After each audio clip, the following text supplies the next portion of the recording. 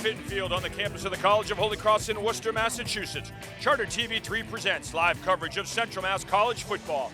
This afternoon, two New England rivals square off as the Yale Bulldogs visit the Holy Cross Crusaders. It's college football on Charter TV3.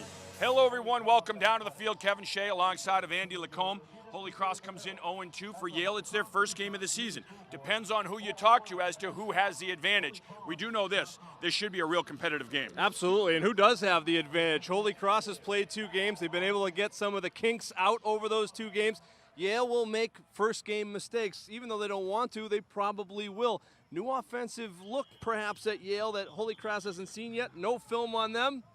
So who has the advantage? Again, anybody's guess. Well, the Crusaders are at Fitton Field for the first time this season and looking for their first victory of the season. It's Holy Cross and the defending Ivy League champion Yale Bulldogs. We're back with the opening kickoff right after this.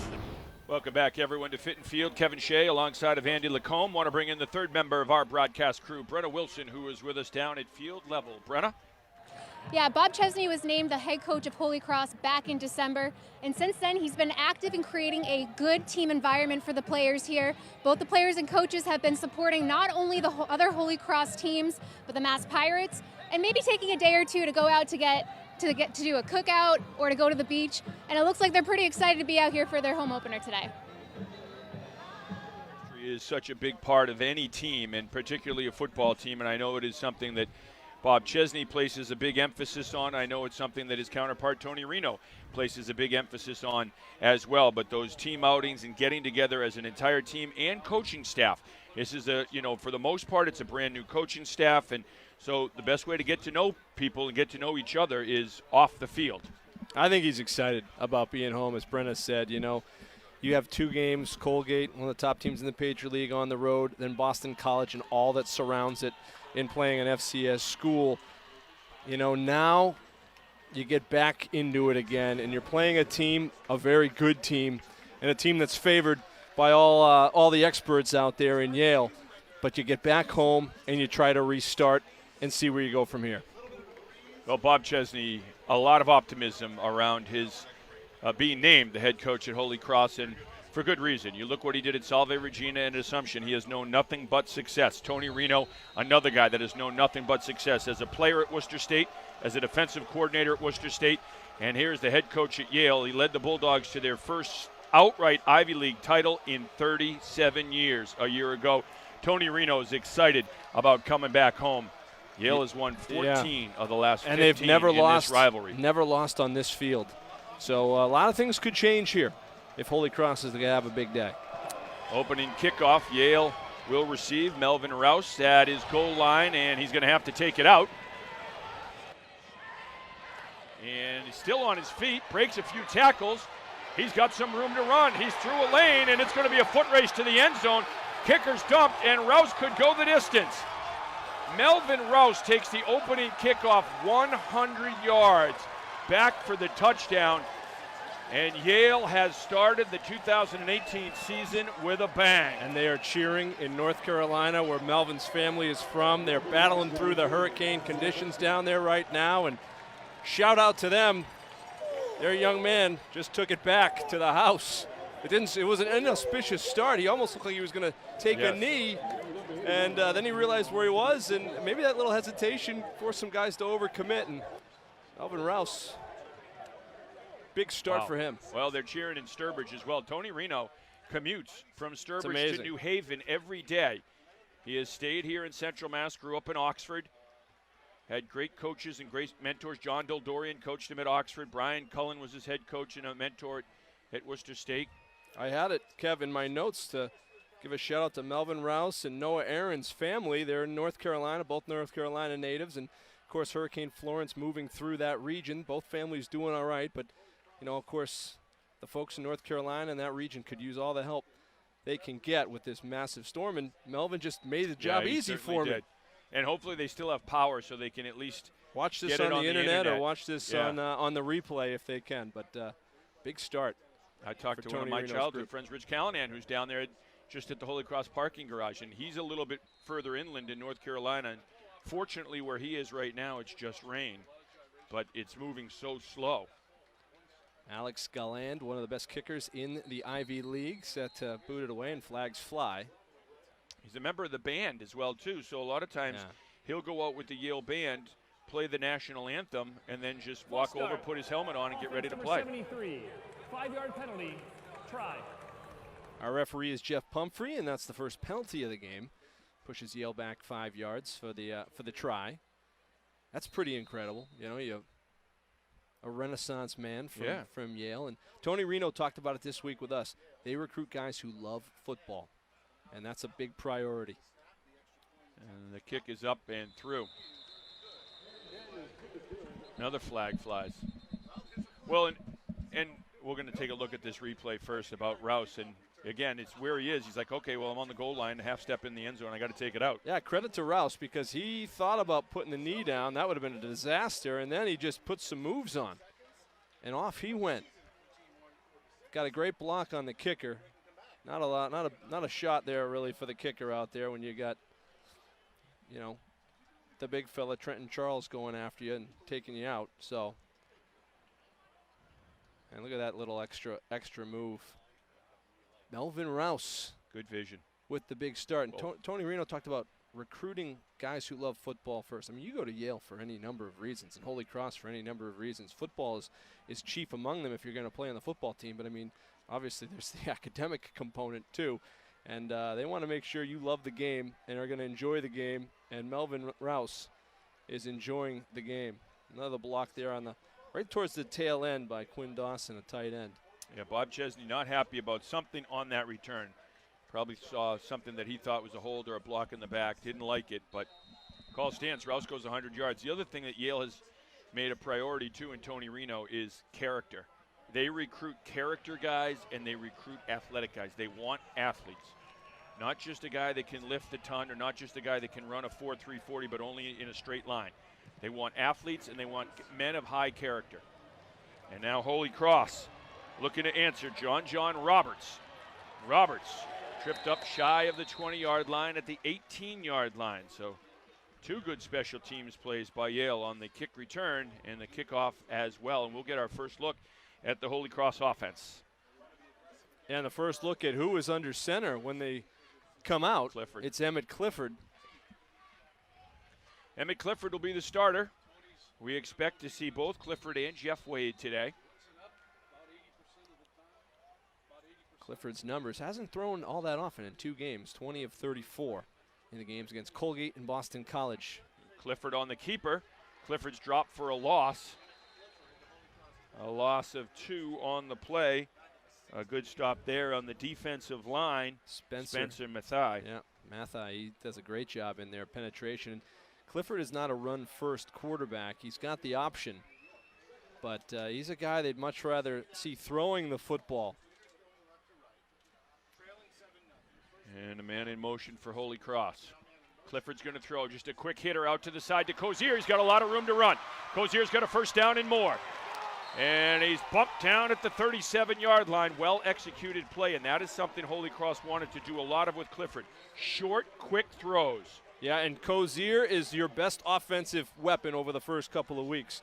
And he is a guy that can really get upfield once he's in space. And he shows it early on. Look at Cozier. Yeah, it's smart. It's just a smart play. High percentage ball, and that's what they want. Emmett Clifford, you're going to see 3-step drops. You're going to see, quick throws where they try to run away from coverage. All right, up front for Holy Cross, Brian Foley, Brett Body, Jack Bowler, Rory Costello, Jackson Dennis, the offensive line. Cozier, the featured back. Derek Mountain, the tight end. Blaze Bell, Richie D. Nicola, and Martin Dorsey among the guys you'll see in the receiving corps. Max Durrell, too, backup center. He missed the first 2 games with injury for Holy Cross. He's healthy, and we should see him as well today. Quick hitter underneath. It's intercepted. It hit Blaze Bell. It bounced off his shoulder pads, and it was picked off by John Dean. Dean getting the pick, and this is a homecoming for Dean. He played his high school football at Xaverian. Yeah, I'll tell you what, and it's just Johnny on the spot for John Dean. Good hands play, a little tip drill action. Credit the defender for getting his hand in on the receiver, and it pops out to Dean. Trying a little quick hitter, a little quick post, and a nice job by Yale. And, man, this is a disastrous start for the home team. Now you see Kurt Rawlings, the quarterback. He was all-league a year ago. Zane Dudek and this is not the tailback, it's actually Alan Lamar. Yeah, and so they described Dudek as 1 and 1A with Lamar and Dudek. Both are all Ivy guys. Lamar missed last season. Lamar gets the call straight up the gut. Oh boy. Lamar's to the secondary. It's a foot race to the end zone. Lamar will go in for the touchdown. Yale is hitting on all cylinders, offense, defense, and special teams, and the Bulldogs have struck again. And it is blocked up so well up front. Alan Lamar got hurt in the preseason scrimmage on Labor Day weekend last year. Missed the entire year. He was an All-Ivy guy returning from a freshman year. He was an All-American candidate coming back as a freshman. And he starts his campaign here in 2018 with a flourish. Swinging gate formation as Yale lines up for a two-point conversion. Now they go back into the traditional point after set. You said it was a disastrous start for Holy Cross, and it just went from bad to worse. I mean, they've run one play from scrimmage, and they're up 14-0. All right, I want you to look at the touchdown. 42 yards for Lamar, but look at Jack Tribble, the right guard, 73, and inside of him, the center, Steven Sapelia, they open it up big time, and Lamar, 42 yards on his first touch from scrimmage, 14-0, Yale. Wow. They had 70 guys stay up over the summer, Yale did, and Tony Reno said they grew physically, they grew in their mobility, and then the camaraderie aspect was so big as well. And now it's John Roberts. Roberts gets over the 20 out to the 21-yard line, and that's where the Holy Cross offense will begin. All right, so, coaches talk about rebiting, if you will. Things go against you. All right, let's start out. Let's dig in. Let's start again. And there's still almost an entire football game left. Now you've spotted Yale 14 points, which the people in Las Vegas probably appreciate. But this is a situation where there's a lot of football left, and you can now come back in, try to establish yourself. You get a drive going here, and you're right back in the football game. Yeah, and they got on that last play what they wanted. Blaze Bell's a big receiver. He's a physical receiver, and try to get him inside. One of the keys to this game is to see how the Holy Cross receivers get off the line. They'll keep it on the ground. Cozier. Defensively for Yale, and they're a little dinged up in spots, but the captain of the team is Nicholas Crowell, the defensive tackle there, number 91. Spencer Mathai has already made a play up front. John Dean's made a pick in the middle of that defense. Jordan Carey there as well. And, that defense, the secondary is the question mark. They're the youngest part of this defense in terms of experience-wise. Lost some guys to graduation. Miles Alexander, second carry in a row, and he's dropped for a loss on the play. That Yale defense just flowing to the football. And while they don't have a ton of experience, maybe in terms of starting games, these Yale players do have a lot of game experience. They were package guys. A lot of guys were in 10 to 20 plays a game last year in certain packages. Yeah. So they've been there. They just haven't been the starters. You just got a good look at Ryan Burke, one of those guys, and he came in and made a nice play. Gets a break. 3rd and long. 5 wide receiver set. Here they come. Little slip screen underneath. And it's Blaze Bell breaks the tackle. Bell has a first down. And he's out to the 39-yard line. Well-executed screen from Holy Cross. And that's the screen that Holy Cross really made famous in the 80s and 90s, and they're going to induct another into the Ring of Honor today in Rob McGovern, who played in that era, and this was that little slip screen, a receiver screen that made so much havoc for opposing defenses. It does its job here. Alexander runs into the waiting arms of the defensive line. But, in terms of the mix here, I mean, Bob Chesney wants to run the football, and they've had some success running. They ran it okay against Colgate and, late against Boston College. Well, that's kind of a tougher scale to measure. They want to run the football, and I think they're going to commit to it a little bit more than they have in the past. Sampleton on the stop for Yale. Yale shows blitz. Bulldogs are coming. High snap. Clifford does well just to fall on the football, but it's another loss on the play for Holy Cross. Yeah, sack for Sean Kissel. Gets an easy one there, just can fall on it. The Yale guys kind of padding some numbers early on here, and Holy Cross needs to hit a big play here to keep this drive alive and really just to wrestle some momentum away in the early going, giving Yale the ball back here. Yale's playing off. The defensive backs are way off. 10 yards deep. The safeties are 15 and 20 yards deep, so they're just going to play an umbrella set right here and give up the underneath stuff. And there's not a lot of play calls for 3rd and 18. Clifford with some time, rolls to his right, fires. It is complete. And down to the 41-yard line where forward progress is given. Tenio Ieni, the sophomore, on the reception. He's someone that Bob Chesney said we need to get the ball to Tenio Ieni because he is a good, exciting receiver and can make some things happen. Yeah, really made his way as a freshman last year. Caught a Hail Mary pass for his first ever touchdown from Peter Pujols in a game. Got a little bit of that yardage back. It's big for field position if Holy Cross can execute the punt. Derek Ing is your punter. And Rouse calls for the fair catch and makes it at the 25-yard line. How about the freshman punter in Ing? He kind of took the spot away from the starter at that position. He's the place kicker and the punter. Not unusual at Holy Cross. No, coming to Holy Cross from Las Vegas. And he was courted by some big schools. Arizona State and Oregon wanted him as a preferred walk-on. Here's Kurt Rawlings and his numbers. Last year, an all-Ivy League performer. He started as a freshman for the Yale Bulldogs. Not right off the hop because of the academic load. They wanted him to be able to get used to things. Little shake and bake from Rouse, and Rouse has a first down. Now, Rouse has that little jitterbug thing going right now. He just kind of making moves to make people miss. And he got out of the way of Corey Stefanik over there on that far side. Stefanik played for Dave Dykman at Cheshire Academy. In a prep year, Dave Dykman was a manager here under Dan Allen with the football program for his 4 years as an undergrad at Holy Cross, and a former Worcester Academy coach as well. They go deep over the middle, and it is incomplete on a straight tear route. The wide receiver was there. It's Reed Klubnik.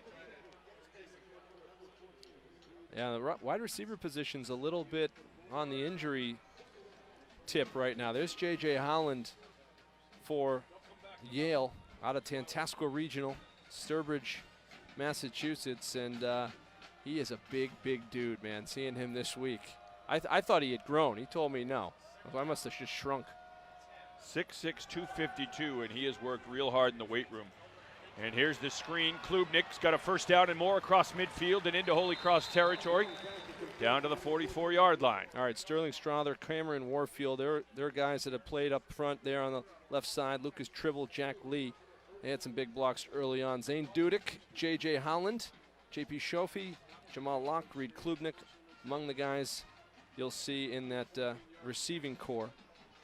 And you saw Rawlings, who had 300 yards passing against Holy Cross last year in a win that was the loss for Holy Cross. That was Coach Tom Gilmore's final game with the Crusaders. Howland's a big target there at the tight end, and they keep going to the wide receivers. Well defended. Good job closing on the play by Damian Baker, and he knocked it free.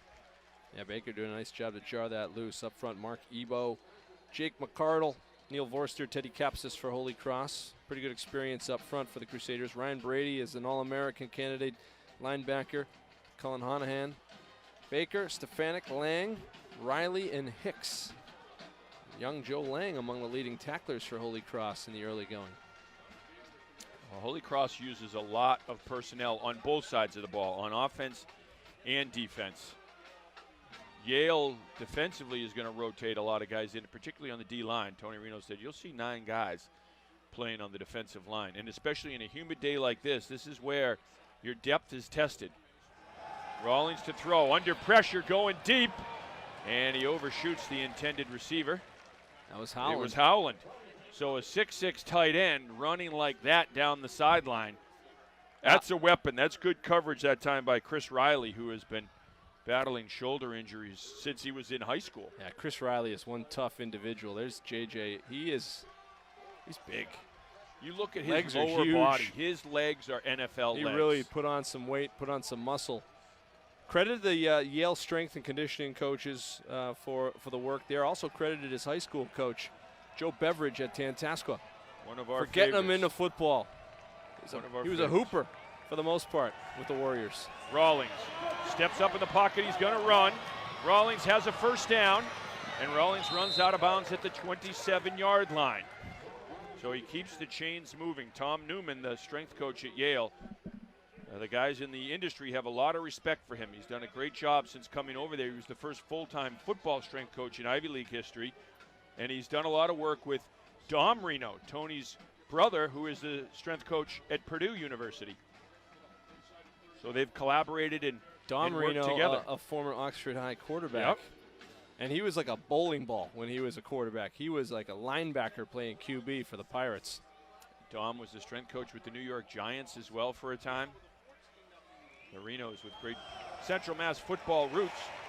Holy Cross, Ryan Brady makes the stop, the leading tackler for the Crusaders. He's just so reliable, Kev, in the middle of the football field. Brady's always around the ball, and you know he's got to be around the ball a lot more this year.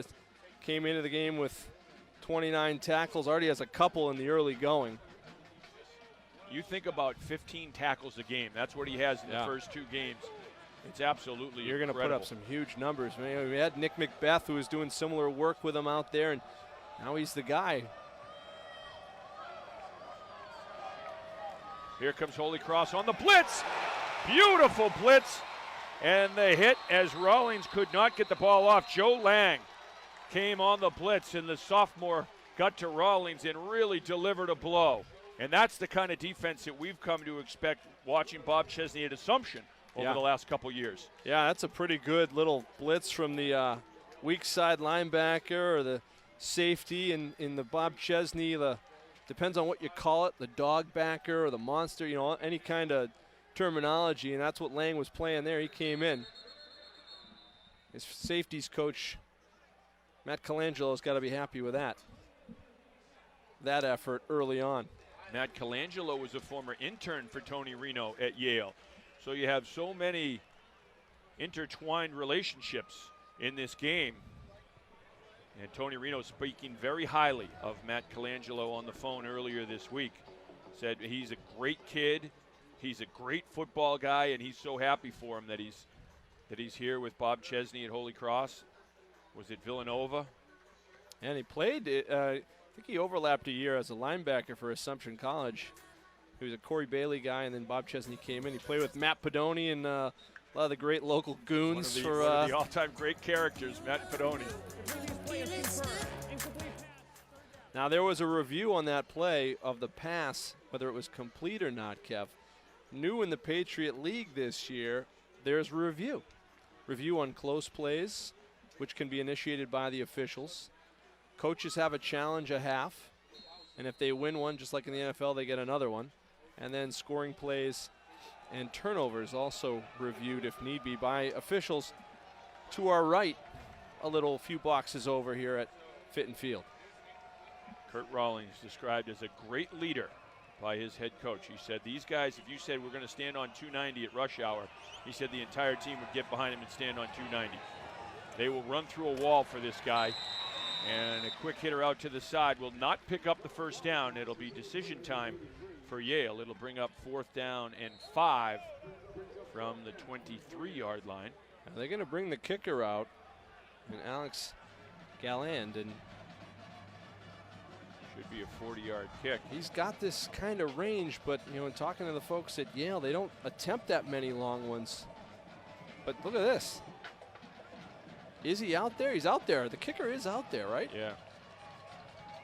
But see, the center has it now. He puts his hand on the ball. They're and going they to snap it.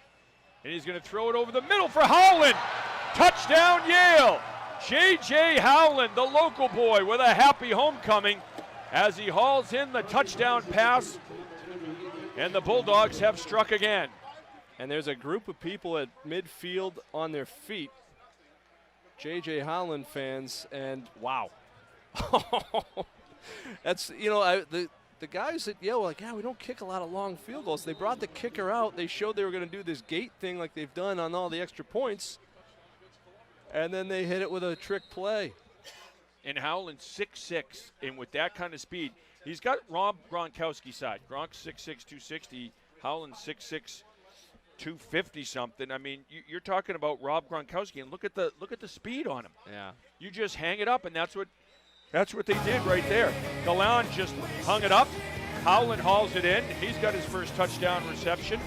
All right, here's a look. J.J. Holland is lined up right in the middle next to the center. It's Patrick Coney, the backup quarterback, lifting it over the top. Now, Holy Cross had it covered up, but Holland just goes right by.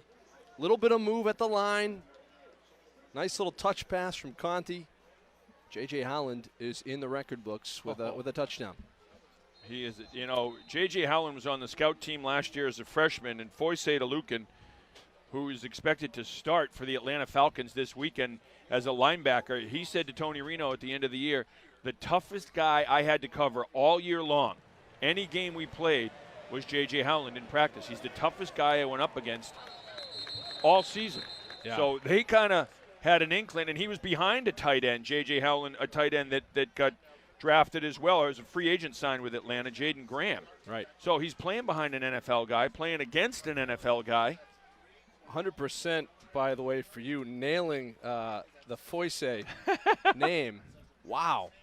I mean, I would not have taken the. You I would are have not have taken known, that bet. Not known to hit the pronunciations. No, I carry on the Shea and the Massachusetts tradition of butchering names. Yeah, and they have another good tight end there in D. Major Roman as well. So they have some talent at that position. Does Yale? Here's on the run. It's Wade, flips it out, and it is complete. So Holy Cross switching things up, quarterback-wise. Jeff Wade and Brenna Wilson's with us down on the sideline. Brenna? Yeah, after the first two touchdowns, the team was still trying to get everybody up. They didn't seem down yet, but after that last one, things kind of seemed a little deflated over here on the sideline. Okay, thank you, Brenna. One of the things that Bob Chesney has preached, and one of the hallmarks of a Bob Chesney coach team, is that enthusiasm, that unbridled enthusiasm, and remaining positive, especially in the tough times, and see who's going to rise and who's going to stay in it. And, you and I talked about it last week against Boston College. They got beat up pretty good, but they never hung their heads. No, they didn't. They were right there. They were in it. You could see on the punt block and the Gilliam touchdown at the end just how fired up they were. Jeff Wade played his high school ball at Belmont Hill, and he hands it off. Dom Cozier. Cozier's got a first down and spins across the 40 to the 42-yard line. Really like Cozier, the Millis guy, and can really churn the legs. And I like going to the run. You're down 21-0, still a lot of time. Try to establish something. Here's Cozier again on the right side, and he picks up a couple as now Holy Cross hurrying up and trying to go with that tempo offense as they look for a spark. And maybe it's Jeff Wade coming off the bench. Hey, Wade had a couple of 300-yard performances in relief of Peter Pujols a couple of years ago. Of course, had the big win, I believe it was against Harvard here, right, at home. Yes. Jeff Wade as the quarterback. And in that game, they ran the ball very well. Yeah. Holy Cross did. Takes a lot of pressure off the QB. Wade with some time. Wade going deep and unloads it too deep. It was intended for Blaze Bell, one of the co-captains, along with Ryan Brady. Covered up really well back there by the Yale secondary, and really Wade went through all his progressions, didn't find a man, and just threw that one for the sideline. The pocket was starting to collapse a little bit on him, and Wade's he's not quite a runner, and it's just a little bit different for Holy Cross at the quarterback position. You had Peter Pujols, who wasn't a run-first guy, but man, could he run. And it was that kind of a threat. Not quite the same at the moment. Let's see what Holy Cross does. Press coverage at the top and bottom. Wade has time again. Fires over the middle, has a man, Tenio Ieni, and it is caught. A wrestling match. Ieni comes down with it, and he's deep into Yale territory down to the 30-yard line, the deepest that the Holy Cross offense has moved today. Yeah, and Ieni, again, good protection, plenty of time. Wade takes a really deep drop and just swings this one in there. He's got a pretty good arm. is Jeff Wade and Tenio Ianni. Good, strong play. Dude's a sophomore. He's a good player. Yale defensive back shaken up on the play, but Tenio Ianni, as we mentioned, is a guy that Bob Chesney said we've got to get the ball into his hands because he's a playmaker and he's got speed, he's got elusiveness, and he can do some things for us. The injured player for Yale is Jordan Carey, the linebacker. Carey, one of the real active linebackers, just a sophomore, and most of these linebackers are for Yale, but Carey's one of the real active guys for them. Yeah, nice tackle. And earlier in the quarter,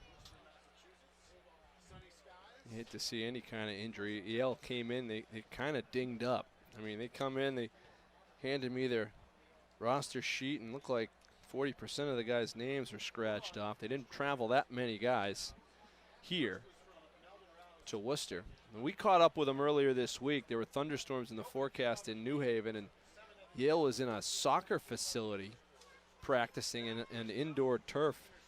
But Tony Reno, talks about a culture, and there is such positivity in his practices. He is going through and he's high-fiving every guy in there and, getting everybody psyched up. As they come through the door of this facility, he's greeting them. He's hollering at them. There is such enthusiasm in that head coach, and it goes all the way through the staff. And they have an outstanding group down there, and right now they tend to one of their linebackers, and he's going to bounce up, so hopefully he'll be all right. Well, one of the biggest things that Tony Reno said that he had to do when he took over as the head coach of Yale was to change the culture. He said this is a proud football franchise, but it had fallen into disarray, both on and off the field. He said we had a lot of problems on and off the field, and we had to turn the culture around. And he is really happy with the way everyone is right now and how everyone's in the same boat and everyone's rowing the oars the same way. So Jeff Wade coming off the bench for Holy Cross. He's moved the Crusaders offense down to the Yale 30. Miles Alexander is with him in the backfield. It's Alexander on the run pass option. Alexander's got some space. Alexander, the end zone, touchdown, Holy Cross. And the Crusaders are on the board, and they do it on the ground. A 30-yard run from Miles Alexander. And how about the blocking? He wasn't touched. Yeah, it looked pretty good all the way through. And you know what? Jeff Wade, credit him a little bit. He really hung on to the ball long time, making that defense wonder if the quarterback was going to pull it back. He gave it to Alexander at the very last minute, and off he went. The freshman, Derek Ing, on. And Ing puts the point after, up and through. 3:46 to play in the first quarter. Melvin Rouse in his first kickoff reception, kick return, took it 100 yards on the opening kickoff. So Holy Cross, I'm sure, was told a number of times about staying in your lane, not collapsing to the football. And we'll see. Rouse stands at his end zone. And it's an onside kick, and it is received by Holy Cross. Crusaders onside kick, and it is hauled in by Grant Holloman. Now, Holy Cross said, expect us to do some things. Onside kicks, some fake punts. We've got to generate our own momentum. They said it to you in your secret meeting. That's true. They didn't put it out there. No, you wouldn't. But you have to do things like this. When you know you're essentially an underdog, or at least on paper, you have to make plays like this to get extra possessions, to keep the ball out of Yale's hands. And now you get your offense right back out on the field. That's a perfectly executed kick. Oh, it was a perfect kick. And then Holloman just streaking down the field, good concentration to haul it in. And all of a sudden, this is a brand new football game. You were down 21-0, and it seemed like anything that could go wrong was going wrong. Now you get the touchdown. Timeout, Holy Cross. Holy Cross wants a timeout. All right, so we'll see what Holy Cross dials up. But here is a great opportunity for the Crusaders. You're down by 2 touchdowns. You just scored. You get your offense right back out on the field. It's a hot day. And, again, it's the first game of the year for Yale. And, you can do a lot of things in practice. One thing you can't duplicate is the intensity of a game. and the speed of a game. And when you're hitting for real, it's a little different. It's almost like a boxer sparring versus the real fight. You can spar all you want. It's still not the same as getting in there with the bright lights when the other guy is really trying to knock you out. And now you could see some guys start to feel it a little bit here. It's been a long first quarter. You try to remember about 50% of what you were taught. In that Here's situation. Wade, shake and bake, makes a man miss. Jeff Wade, the running Wade with a first down. 11 yards on the pickup for Jeff Wade. There you go. I mean, Wade right back on the ball. Here's tempo from Holy Cross. And they hand it off this time. Cozier to the edge. Cozier gets inside the 30. And he's going to be close to another Holy Cross first down. 8 yards on the play, and the offense is rolling right now. Yeah, I think they try now. Now I think they're going to huddle him here. Well, a quick meeting at the line, and then right back on the line. Jeff Wade's a veteran. He knows this offense well, even though it's slightly different. Wade on the keeper. Wade's got a first down. Jeff Wade right now is leading by example. He is taking this team and saying, get on my back, guys. And when you get a quarterback that's going to run between the tackles, he's going to fire up that O-line. It's a good read because John Dean was coming on a run blitz and would have taken the running back out. Good read by Wade there. Cozier slips through the wash of the line of scrimmage, and he's inside the 20, down to the 18, and the emotion right now is squarely on the sideline of the purple and white. I like how Cozier moves. I don't know how he got through the wash. The junior, I think he just slipped through the wash. He used his size as an advantage there. 2nd down and 2. It's Cozier again. Foot race to the corner. He'll win that. Inside the 10 and the 5. Stretches for the end zone. He's down to the 1 yard line. Dom Cozier with another big run. Wow. This is just speed, and you have a defensive end who has to try to run him down. Not going to happen. Tenio Ieni again, a good block sealing out on the outside. Love the effort from Cozier. Now Cozier is down. They're going to bring the medical staff out as he just sells out completely. Wow. He's out. He's short. Yep. But Cozier is on the turf, and he might have just maybe he got the wind knocked out of him as he hyperextends to go to the end zone, but that's what you hope. Yeah, you hope that that's exactly what it is, just the wind knocked out of him. He's literally inches from the goal line.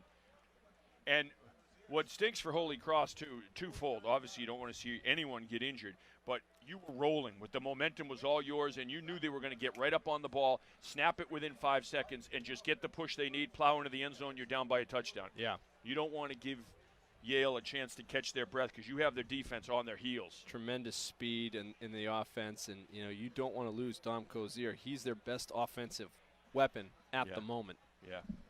As a runner and a pass catcher.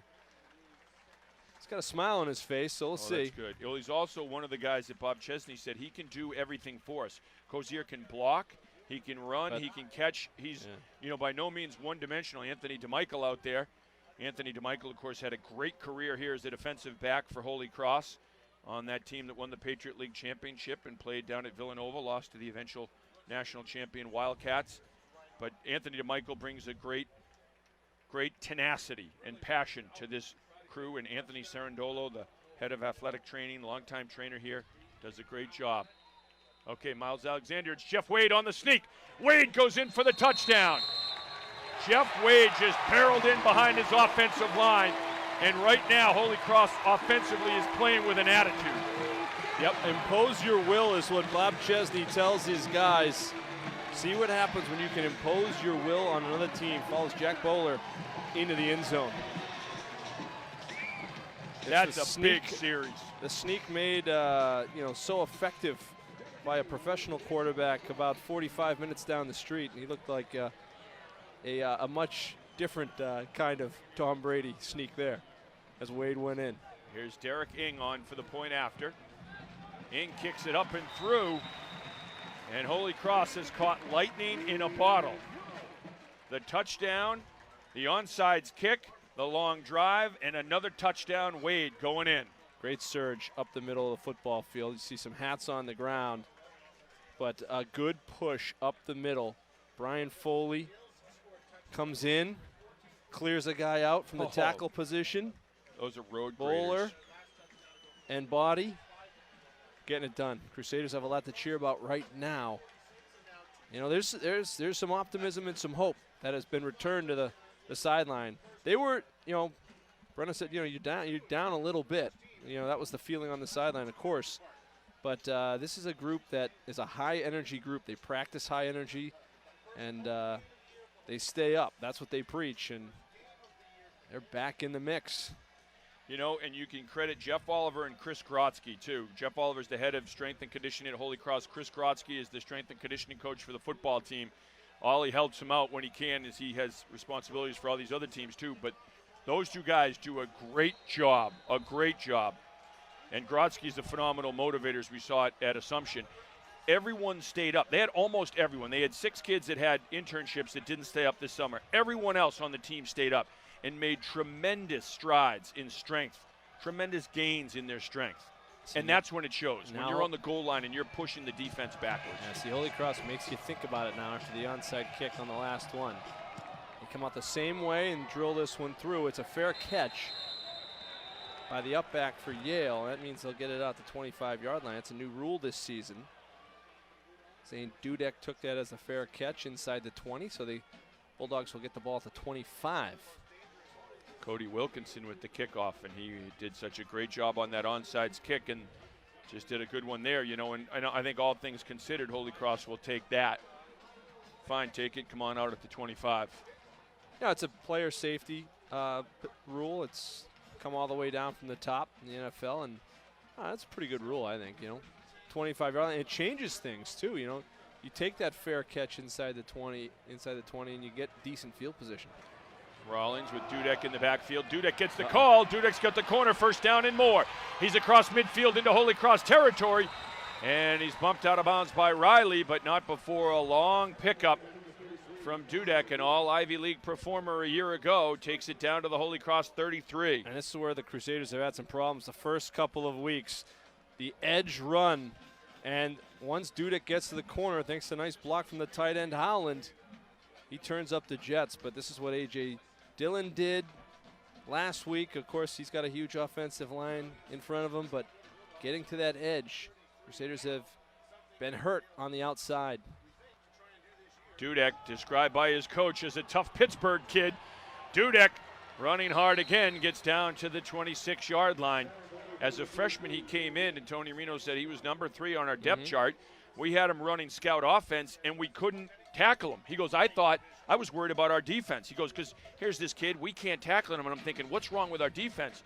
It was him. It was Dudek. He's just that good. Yeah, it'd be tough to be from the Steel City, right? Eating Permani Brothers sandwiches there with the coleslaw and the french fries right between the bread. That'll help you bulk up. Oh, that'd be good right now. It would be great. Here's Dudek again. Nothing doing. Dudek trying to bounce it to the outside. Flag goes down. This will be on Yale. Yeah, Ebo was held. That's a good stand by that Holy Cross front 7. So the Crusaders have been getting beat on the edge, and their defensive ends make a play there. Ebo was held and still was able to make a play. Holding. Offense number 74. Penalties decline. 3rd down. So they choose to take the down instead of the distance. It'll be a 3rd and 6 coming for Yale. And it'll be Alan Lamar, the lone setback. Rawlings is going to go from under center. Now he goes to the shotgun. 4 wide receivers in the game. Howland is one of them, split out as the tight end in the slot. Holy Cross is coming on the blitz. It's Brady. And here's Lamar. Really well short blocked. Side. He's got the first down and more inside the 20 down to the 17. Really well blocked up front for Yale. They had the big fella, Sterling Strother, out there, but they also had Reed Klubnik, a receiver with a good block. He kind of like let Strother take a break. See those big dudes getting downfield. Strother and Dieter Iselin. Here's Rawlings from the shotgun. Holy Cross is coming on the blitz. And Lamar is wrapped up and dropped for a loss. It'll be a 3-yard loss back down to the 20-yard line. Well executed defensively by the Crusaders. And there's some fight. There's some fight in Holy Cross. Down 7. First quarter's numbers, and there are some big offensive numbers. Yale total offense, total yards, 172 yards. And that includes 95 yards on the ground. The Crusaders had 162 total yards. Balanced 79 through the air and 83 on the ground. That included a 30-yard touchdown run by Miles Alexander. You mentioned Corey Stefan, the fight in the Crusaders. Corey Stefanik kind of embodies that. He is a tough player from New Jersey. And Don Bosco, he's got a blonde beard. He's a tough dude. He said when he played lacrosse at Cheshire, they had a team quit because they hit him too hard. He goes, we were all football players, and we were just gong shows. He said we would just crush teams, and we would get in fights because we had a team at halftime get on the bus and leave because they didn't want any more. Well, there he is, number 4. He's going to come and clean this one up, but look who's on the bottom. Look at 44, Brady. Right there, first man through the attack. 3rd and long coming for Yale. The Bulldogs 2 of 3 on 3rd down conversions after a quarter. Stefanik had a huge game against Colgate. Disruptive force. He did. Fumble recovery, forced fumble. He had a sack. Special teams. Yeah, he was good. He's a guy, he's a physical, tough player, and he's one of these guys that is one of the leaders of this defense. They go up top, and it is caught for the touchdown. Rawlings going up top, and Reed Klubnik hauls it in. And just like that, the momentum switches back over to the Bulldog sideline. Now they had a mismatch on that side. Klubnik is a big receiver. He's 6'3", and they had him against Holloman, who was 5'11". It's a 4-inch height advantage. Got a little separation. Nice pass. And the point after is up and through. And the kick is good. Well, it's a good answer from Yale. And Rollins, look at him spin that football on that one little touch. Good separation from Klubnik.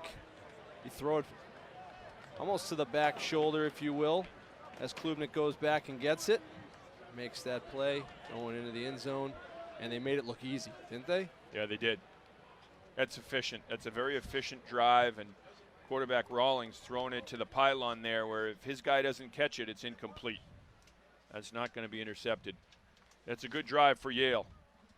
A good answer for Yale as well, as Holy Cross had taken momentum away with 2 touchdowns, made it a 1-score game. 5th career touchdown for Reed Klubnik, who had a big year in 2016, a couple of years ago. Oh, Yale, this is team 146, they call themselves. 146th year Yale football. They have a flag they come out to. It says 146 on it. And Tony Reno said to us this week, hey, 145 was good. We won the Ivy League title. 146 has to be good too. They have to be their own team because 145 is gone. And I like that. I like the way Yale does that. Calls them 146. It's like the Navy SEALs, where they call the Buds classes. Yeah, we got 146 coming now. We got class 146, class 235. You have that much history. And this team has taken on the personality of their coach, Tony Reno. No nonsense, tough, physical, and there's an example of it right there. That is a physical play on special teams and a big hit. It's a wicked set. Wicked. Brendan McPhee, I think. Yeah. Going down there. He might have got a little dinged up because he got his arm got bent literally all the way behind him. Under the guy he tackled, Spencer Gilliam. So Clifford is back out there now for Holy Cross. Emmett Clifford coming on in the first quarter. Clifford was 3 of 4 for 50 yards. Had an interception that was not his fault. Hands it off. And Miles Alexander gets to the outside and gets a couple yards. Carry by number 9, Miles Alexander. He took a pounding from Blake Hill on the outside after he picked up those couple of yards, but was able to find his way. There's Hill 40. Eyes wide open probably when he had Alexander in his sights. And Yale's coming on the blitz. Clifford pulls it down, and Clifford goes down. He is sacked. A flag flies as well, so usually in the vicinity where it would be on the offense. So you have it as a illegal shift. Number 83 and number 9 were both in motion at the same time and did not set. Offense. That penalty is declined. 3rd down. Yeah, they'll take the sack and the yards they lost anyway. So a win-win for Yale there on the defensive side. And see what the Bulldogs do here on 3rd and long. They may pin their ears back again. I would. I'd bring some people. I'd bring somebody here. Yep. They're showing it up the middle. They're faking now. They're gonna back them off. Oh, they're coming. They're coming on the edge too. Alexander. Oh, he takes a big hit. High and low. Alexander with a tough run. He gets out to the 18-yard line, and Holy Cross will be punting from deep in their own end. Yeah, the Crusaders would look like they were just trying to get some field position back there on 3rd and long. Yale actually brought the heat from the opposite side, and Holy Cross ran away from it, able to get a couple of yards. Now Cody Wilkinson is punting here from inside his 5. Melvin Rouse. This is a high-hanging punt. Rouse fields it and gets tattooed and bounces off the tackle and gets close to midfield. Flag goes down. They're probably going to say he didn't give him a chance. You have that halo that you have to give around. It was close. It was close, but I think he was contacted by the Yale player in the back too. That's my initial thought was it was an illegal block, but it could be the halo thing as well. Officials say. During the return, illegal block in the back. Return team number 5. 10-yard penalty from the spot of the foul. 1st down. Well, that's a big one for Holy Cross. Timeout here at Fitton Field. Is down at field level for us. Brenna, what do you have? So before Coach Chesney was at Holy Cross, he was over at Assumption, and he has many of his former players cheering him on today, including Tyus Boykin and Mark Monks, the quarterback for Assumption. They're coming off a big win last night, and they're here ready to cheer on Coach Chesney. Hopefully he'll do the same. All right, certainly his former players hold him in such high regard, and he had so much success too with them over at Assumption. Last 3 years they went to the NCAA tournament. 2 times they won the NE10 championship, and last year went deep into the NCAA tournament over the middle, and it's broken up. Good defense, Holy Cross, as they close on it. Alex Johnson, the veteran defensive back. Yeah, nice job. Pass was a little behind the receiver. Johnson broke on it nicely. And, if you're the Holy Cross defense, you need to get Yale in some of these situations, 2nd and 3rd and long. It doesn't appear to me like there have been many in the early going. Make them a little uncomfortable here. Impose the will. Lamar is the running back with Rawlings out of the shotgun. Rawlings looks to his right, rolls to his right under pressure, and he fires complete and knocked out of bounds. Klubnik hauled it in. Reed Klubnik with some good concentration, and it's another big 1st down for the Bulldogs. Yeah, and Rawlings is close to the line of scrimmage here. He's trending. Yeah, he's very close as he hung on to that a long time. Bodies were flying all over the place. And Teddy Kapsis was applying some heat for Holy Cross in the defensive end position. Kapsis is one of these guys that has really worked hard his entire Holy Cross career to make himself a real impact player. Rawlings on the screen to Klubnik. A lot of purple jerseys there, well defended by Holy Cross. Now McCardell gets the tackle, but an initial play made by Joe Lang on the outside to force Klubnik back in a little further than they wanted to go. Nice defense from the Crusaders. 2nd down and 9 for Yale. Clock running, 11.5 minutes remaining here in the 1st half. 28-14 Yale. The Bulldogs went up very quickly, 21-0. We were just a couple minutes into this game, but Holy Cross has responded. Rawlings out of the shotgun. Play action, Rawlings to his left. Here comes Brady. Brady's in hot pursuit. Rawlings tucks it. Brady gets taken out on the block, and Rawlings gets close to a first down. Great comeback block by the wide receiver on Brady, and that's a courageous act. Yeah, again, it's open outside, and he's able to break the contain out there, and watch out. Stefanik gets in there and takes the quarterback out, but not after a big gainer. 3rd and 1 coming up. Brady showing his speed, and here's a good Jamal Locke going head hunting.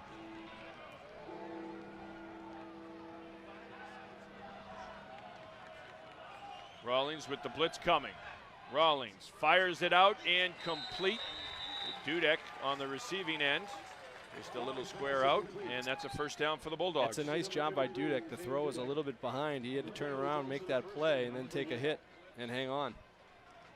Rawlings is a guy that Tony Reno said he is not a stat guy. He said he'll come into my office the morning after a game and he'll apologize for missing throws or misreading a play where he handed it off and maybe he should have kept it or should have pitched it. He doesn't care what his stats are. It's all about, I want to be a perfectionist, I want us to win. Doesn't care if he doesn't throw for a touchdown or any yards. Dudek, and it's Rawlings on the keeper. Rawlings wrapped up by Capsis. Teddy Capsis right there to make the play. Capsis, big, strong kid. You know, they need a lot from him as one of those returning guys. Him and McCardle up front, Vorster when they're there together.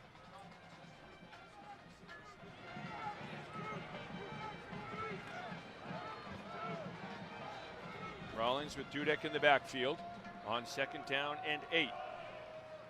As Yale using some of the clock, Dudek. And Dudek still, it's a fumble and it's picked up by Holy Cross. The Crusaders recovering the fumble. So Holy Cross's defense coming up with a big turnover. Kendrick Knight, the man who recovered it and returned it. Dudek's hurt. Busaroni comes in and may have gotten enough of the football. 55. Look at him, he's pointing going the other way. Yeah, he jars it loose, and Knight is right on the spot. Holy Cross needed that, and you know, a double whammy for Yale because Dudek is down on the play and can't afford to lose him. Crusaders needed a play on defense, and they got one with Yale driving the football. There's Dudek down, and you hope it's not much when he can return, because Yale tends to go through some running backs in the course of his season. They have like Lamar hurt and then comes back after a year away, and got Dudek into the spotlight a year ago. College football on Charter TV3 brought to you by the Central Mass Safety Council, by Bertera Nissan of Auburn, Holy Cross Athletics, and by Nichols College.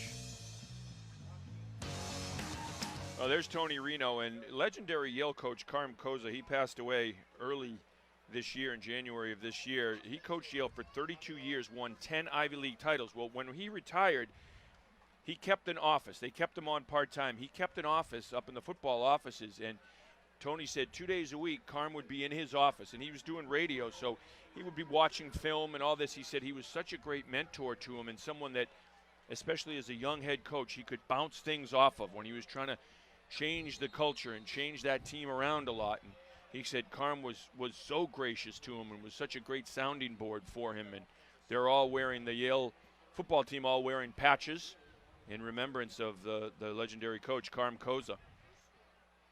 But what a great guy to have, you know, right at your disposal for Tony Reno. Here's Jeff Wade back in at quarterback, and Wade with a little option pass. And it's complete to Martin Dorsey. Dorsey has his first reception of the game. Yeah, this little option pass, something Holy Cross has shown over the first couple of weeks. They're right Martin back at Dorsey's it. got There a it is great radius. He's got a great receiving radius. And he's got a first down for Holy Cross as they just run the same play again. Different looks off of it. Your inside receiver becomes kind of a blocker, and it's almost like a quick little screen after a play action look. Martin Dorsey, 6'3", 201 pounds. He's a big receiver, and if it's near him, he's going to catch it. Here's Wade. The blitz is coming. Wade hands it off to Alexander. And Alexander's dropped at the line of scrimmage, may have lost a half yard. Yeah, right in the center of the pile again for Yale. It's like Ryan Burke, that linebacker. Big group there on the Yale defensive side. They returned 7 all-Ivy guys from a year ago, 10 starters. Here's Wade. Wade finds a seam under pressure now, fires, and it is complete. And it's a first down, Holy Cross into Yale territory, down to the 38 of the Bulldogs, Richie DiNicola. Yeah, and DiNicola is a guy who could be a top of the line in terms of receiving yards. He could be your leader, and they really got to get him involved. That's a catch there. He's came into the game with just 4 receptions all year. Miles Alexander flag comes in late. Carried by number 9, Miles Alexander. This one will probably go on Holy Cross. Peter Oliver's going to come into the game for the first time for Holy Cross, the freshman running back from Auburn out of Offense St. number John's. 70, 10-yard penalty. It's down. 6 feet, 212 pounds, Peter Oliver. We talked about his dad, Jeff Oliver, who's the head of strength and conditioning here. Jeff played at Boston College, and I was talking to him about how special was that for you to see, to be back at Chestnut Hill and see your son playing in the game. He said it was awesome. He said, I would have loved it even if he just touched the ball once, but it was really cool. Had a touchdown taken back late in the game. His mom played for BC too, was a softball player for BC. Played her freshman year out of Worcester. Here's Oliver on the carry. Peter Oliver, a north-south, run it down your throat kind of kid, the true freshman. Banging forward for a big chunk of change. And Malcolm Dixon, only guy there left to stop him after he got a lot of that penalty yardage back. Oliver in the first week, you know, getting his feet under him, might have missed a hole against Colgate. Looked a lot better last week, late against Boston College. He's making that improvement, and he's going to be heard from throughout this season. His dad likes his style of running too. Not a lot of shake and bake. He's just going to go north-south and try to lower his shoulders and run you over. Wade fires that one in the direction of Derek Mountain. He was well covered, double covered. Yeah, not much downfield there, but Wade also didn't see much on the run. Probably weren't going to have much on either way, so he ends up throwing it away rather than taking a sack. He took a hit right afterwards.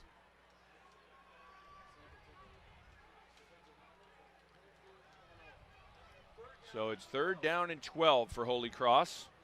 Yale showing blitz. They got 9 guys in the box. Wade looking, here comes the blitz. Wade escapes, and the second guy gets him. He escaped the first one, but he could not get away from the second man coming through, Christian Sampleton. And the defensive lineman gets the big sack for the Bulldogs. Yeah, well done all the way through. It started with Reed Nickerson, and then he kind of left him there for Sampleton to finish him off. So one thing, too, in the last offensive set, we did not see Cozier. Came off the field after stretching for that touchdown. And so some concern there for Cozier. Brenna Wilson reporting from the sideline that he's being worked on. And the fair catch called for by Yale, and it's taken down at the 13-yard line. That's where the Bulldogs will take over on offense when we return. Welcome back, everyone. Yale will start deep in their own territory at their own 13-yard line.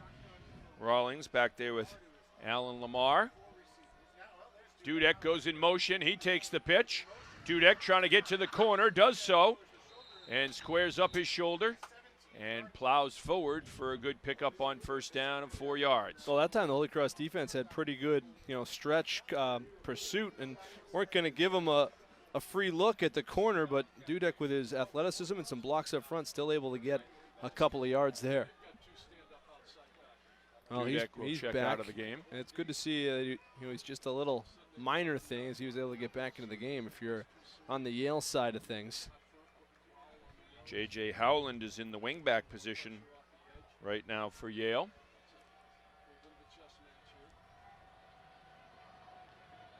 On 2nd down and 6. Rawlings to throw, has Howland in the flat, hits him. Howland makes a man miss. Brady on the tackle, but not before J.J. Howland, the local product, picks up the first down. I mean, this is a big guy, and I've said it a few times already in the first half. There's the 5th tackle of the game for Ryan Brady. He's all over the football field, but J.J. Holland is a weapon. And they know how to use the tight end at Yale. I mean, they've got one, as you said, a free agent signee in the NFL, but Eric Johnson, a great tight end around the turn of the century, which is kind of odd to say. It is. 2000. But and is married to Jessica Simpson. That's right. So That's his claim to fame. He's He's probably got more that going famous for him. that But he was in the NFL a while, but they know how to use the tight end over the years here at Yale. Yeah, he was with the 49ers, a Massachusetts kid who used to, I mean, he had some big games here at Fitton Field. I remember those games against Holy Cross. Lamar is going to get up gingerly there. He kind of got spun around on the tackle. And he's going to come off. If you looked at that replay, and we had one shot from the end zone where Howland caught that, when the ball was getting thrown to the flat, Ryan Brady was in the middle of the field, and he gets all the way. You talk about a guy going sideline to sideline pursuing the football. Ryan Brady plays like his hair's on fire.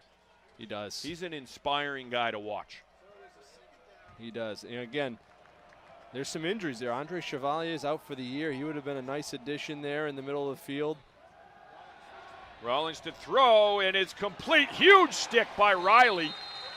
And a great job to hold on to the football by Jamal Locke, who took a pop and a half from Riley. Now, what we like about Riley, right? I mean, a tough guy playing with that shoulder issue and not afraid to get in there and lay the wood.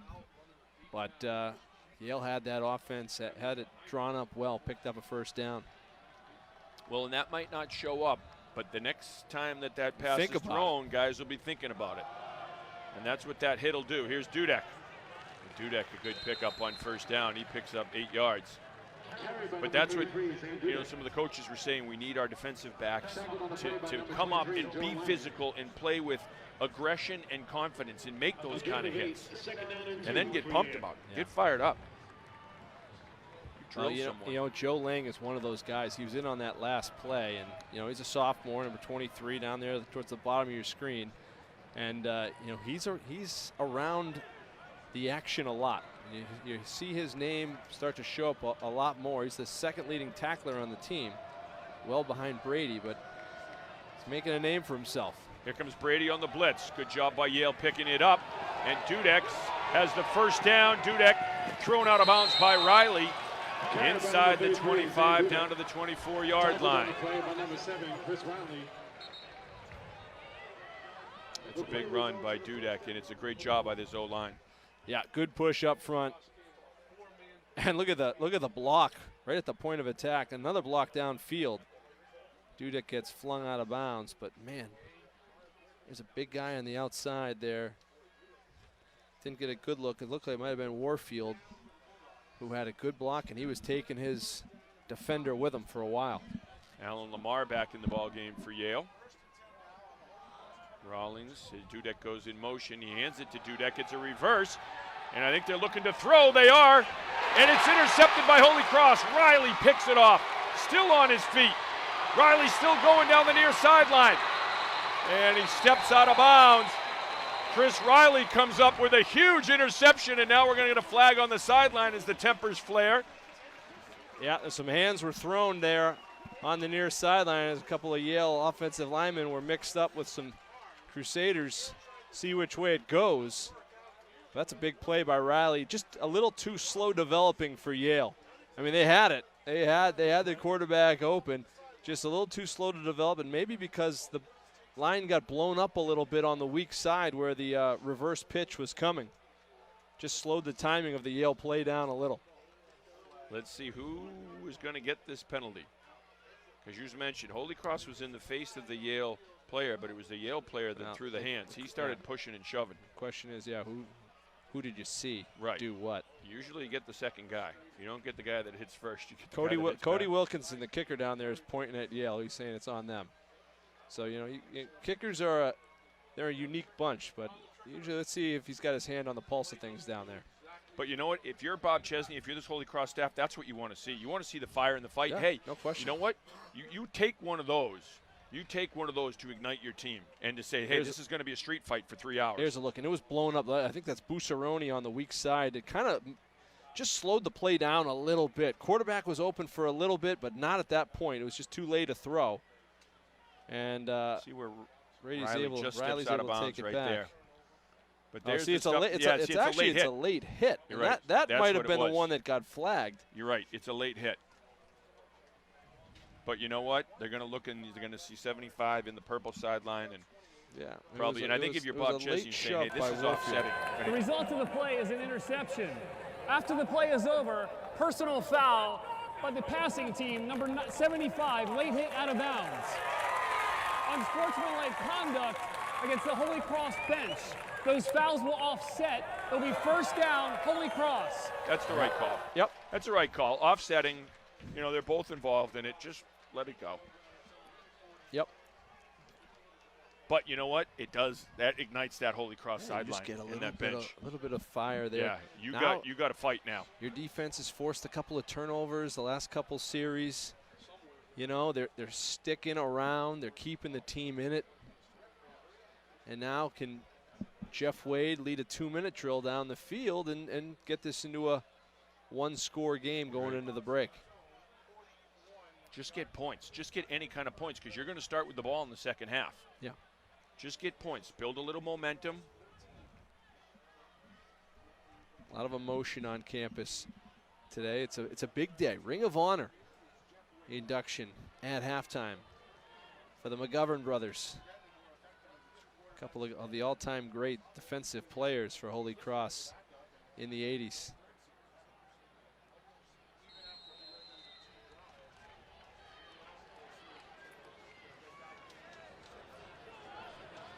Here's Wade. Wade to throw. Fires complete. And that's a 5-yard pickup on first down. Yep, DiNicola, and it's his second catch of the game, and tempo for the Crusaders. Holy Cross still has 2 timeouts. They'll hand the ball off to Alexander. And Alexander picks up a yard. Clock will continue to run. And I understand, the plan to play both quarterbacks. That just seems to be more energy and more speed when Jeff Wade's in right now. I think you just have to play him out. Here's Wade. Wade going over the middle, has a man. It is incomplete. It was intended for DiNicola, just off his fingertips. And I think he just timed his move on the ball just a little too early. He had a defensive back there trailing him, and you got to protect yourself. Deontay Henson's back there, rather, and I think they would have connected. Well, it's a big defensive series for Yale, and that's a big stop on that play, because you would have been well inside of field goal range, and you would have been looking at 6. Here's a That's short tough kick, kick, but a high hanging kick. Takes a Holy Cross bounce. Wow. And we'll get inside the 20. We'll get inside the 15. And Holy Cross, the smart thing. They just wait, let the clock keep going, and it's down. This has been like a heavyweight fight. It has been a good slugfest. Take your best, give your best. And Yale jumped out to that 21-0 lead, but Holy Cross got their legs under them and roared back to get it to 21-14. And then Yale answered with a touchdown, and we've kind of been back and forth from there. Well, you like the fight in the Crusaders, and certainly you'd expect it from Bob Chesney and his coaches and the way they've practiced all summer long to get ready. They come in 0-2, and this is a grueling schedule for Holy Cross. The way Colgate comes in, Boston College, Yale, a defending Ivy champion, Dartmouth, the only team that beat Yale, Bucknell, another league game, and then UNH and Harvard. Holy cow. It's a murderous if start. If you were to decide this is going to be my first year as a coach at Holy Cross, that schedule would not be something that would be a deciding factor. No. Kurt Rawlings from the shotgun hands it to Dudek on first down. Holy Cross swallows him up. A little extra. Yeah. At the same time, though, with the schedule and the challenge, it's who you have, and you want to play that type of competition. Oh, yeah. And that only makes you better.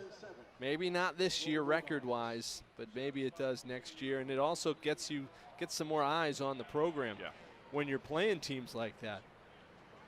Well, Tony Reno even said that, the Holy Cross name is out there now. He said, Coach Chesney's done a great job recruiting, and the name is out there. Juggling catch. No, it's incomplete. Went to the ground, incomplete. Rollins' pass is incomplete. Now it's going to be 3rd and long here. Holy Cross. A couple timeouts. They can get a quick stop here. You got a great kicker. You know, you could get, if you get a big punt return, it's field position. If you can hold here, you would assume that you would get the ball on Yale's side of the 50. Yale probably going to go they tried to go high percentage pass there and probably should have connected, but will they run here to force the Crusaders to use a timeout if they don't get the first down? I would think yes. They do. Dudek, and Dudek's got the first down, and it's a moot point. Down. He gets down to the 29-yard line. That's a big run in this game. You can see why Dudek described, I believe, as you said, what a tough kid from Pittsburgh. Had 1,100 plus yards last year, and he was the number 3, as you said, to start last season. You know, they just have some athletes and guys who love football and hard-nosed kids. Good job by Rawlings on a high snap. Rawlings has got a lot of green in front of him. He's going to tuck it and run, and Rawlings will run out of bounds at the 42-yard line with 2 seconds remaining in the game. Time for one last Hail Mary for the Bulldogs. Yeah, why not? They're bringing in some size. A big receiver, D. Major Roman, an extra tight end, but he's like a 6'4", 6'5" guy, just like Howland. But nope, they're going victory. Okay, he's in the block or protect. Rawlings takes a knee. The first half comes to a close as Yale will go to the locker room with a 28-14 lead. They'll let the Bulldogs go to the locker room first, I believe. Some will. Yep, they were. Normally that's the way to do it. You could get a Miami Notre Dame situation right here from the 80s where you get guys going back and forth. It's a physical game. You're going to have tempers flaring. Brenna's down on the field now with Bob Chesney. Brenna? Coach, there were a lot of momentum swings in the first half. How do you kind of hopefully rein that in and start the second half on a swing? Well, I think it's just continuing. 0-0 right now is what we got to talk about, but we just got to stop the poor plays. There's free guys to tackle one of their guys, and we're just missing tackles. We're just flat out missing tackles, and that, you know, that kind of stinks to see. So we just got to get back in there.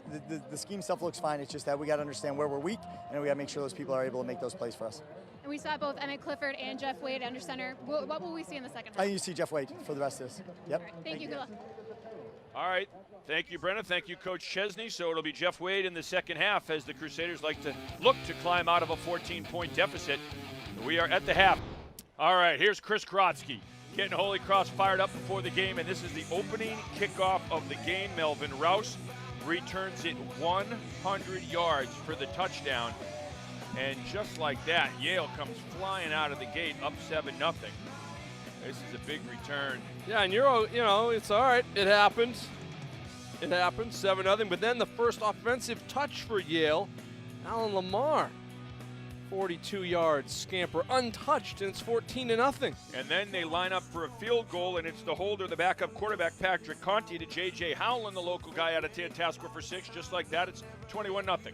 Well, Jeff Wade came into the game. They showed a little bit of a spark offensively, and he got him into the end zone twice. Miles Alexander for one, then him for one, and then Yale answered with that touchdown to Klubner, and that's where we stand. It is Klubnik, rather. It is 28-14 at the break.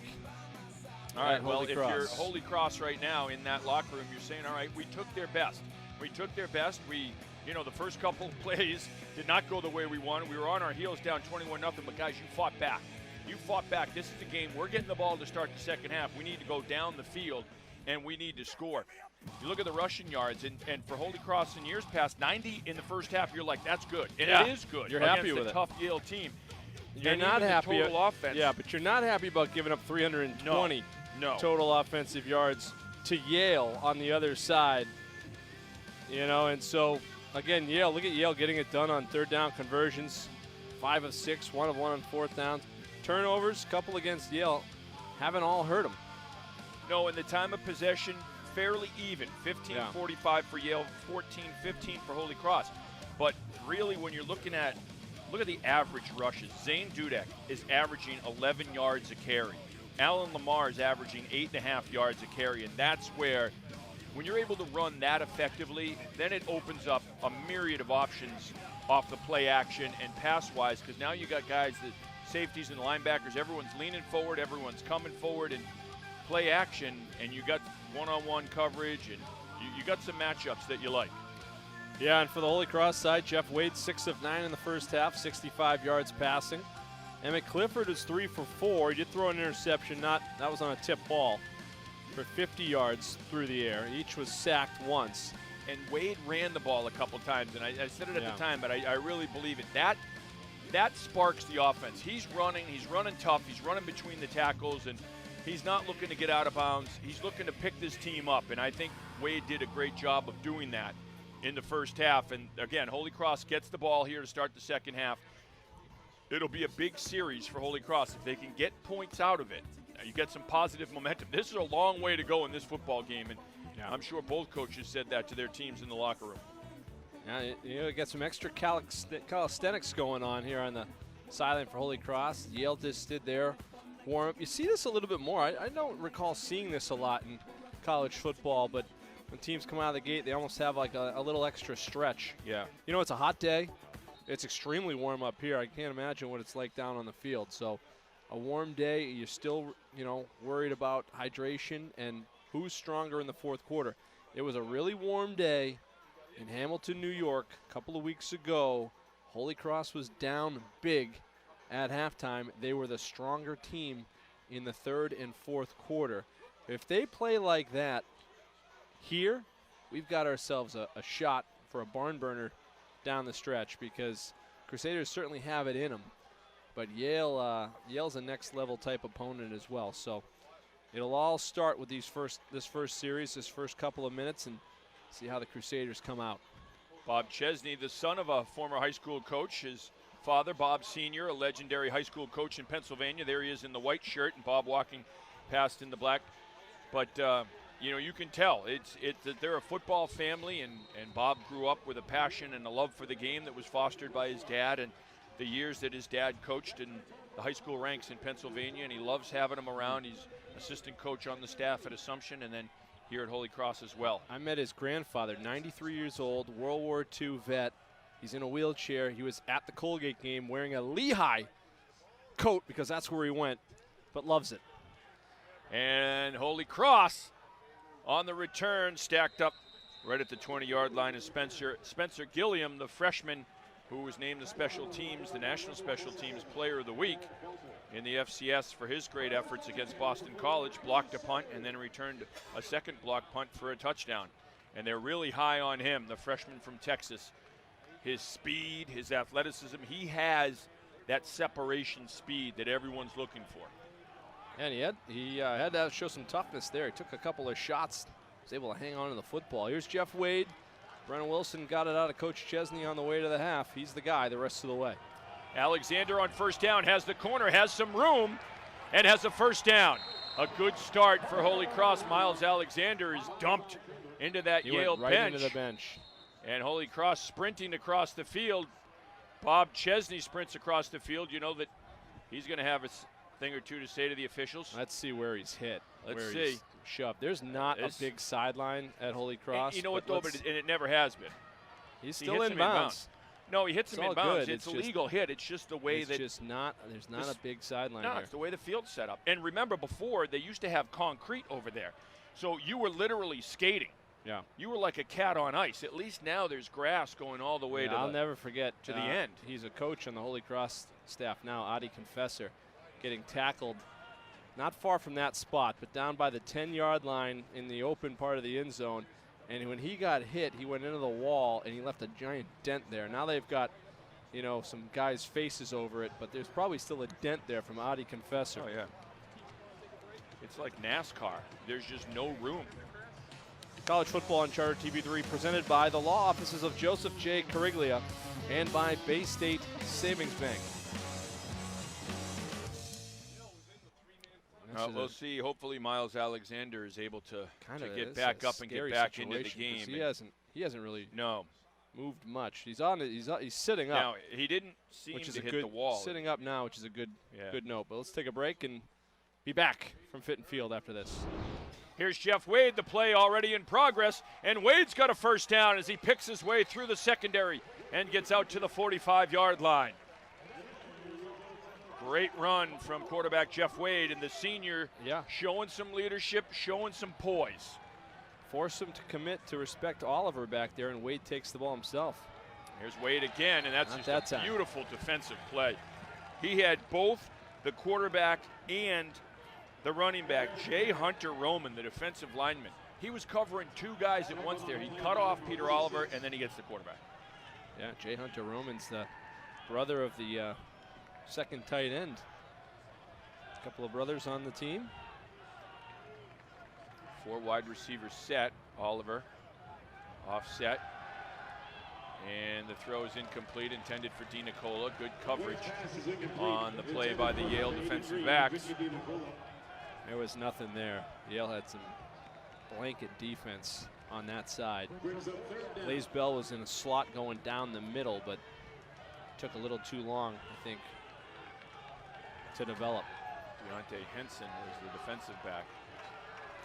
That's the operative word on that play. It just took way too long to develop. Here's Wade on the screen. Blaze Bell, and Bell gets a little Nantucket sleigh ride with the help from his offensive linemen as they push him across midfield down to the 49 in Yale territory. Decision time for the Crusaders. Quick one, they're bringing the punting unit out. 4th and 4. Again, this is a lot of time left in this game. It's a 2-score game. You know, one thing I've been on the sideline for the first 2 games for Holy Cross. And it's a relatively young coaching staff in terms of their experience with each other as well. And there's never any kind of panic in the coaches or the players. Jamal Locke lets it hit and go out of bounds. Jamal Locke picked up a baton. He was back deep to receive that. He picked up a baton and threw it off the field. So the mark has been left. Blitz coming. Wade hands it off to Oliver, straight up the gut. Oliver's got a first down. Look, he just did get the first down. He got the last 4. He was running on his knees. He is just a bulldog. Strong-willed dude. They're going to go right away to Oliver again, straight between the tackles. Oliver gets 2 yards there. But again, if you're able to tempo, when you talk about how hot it is, how humid it is, if you can get tempo, if you can hold on to the ball. Yeah. The key with this is you need to string together first downs. You need to string together drives. Then you can wear a team down. And don't forget, Peter Oliver was hurt for most of his senior season. He only really played in the Super Bowl game at Gillette Stadium. His legs might be a little fresher, not as much wear and tear on him as the rehab process went on. Here's Wade with a beautiful fake as he faked it to Oliver, took it himself, and late picks his hit. way over the 30 to the 31-yard like line. there was a It'll shot. bring up 3rd down and 5. Seemed like he took a shot up high near the head at the end. Maybe not late, but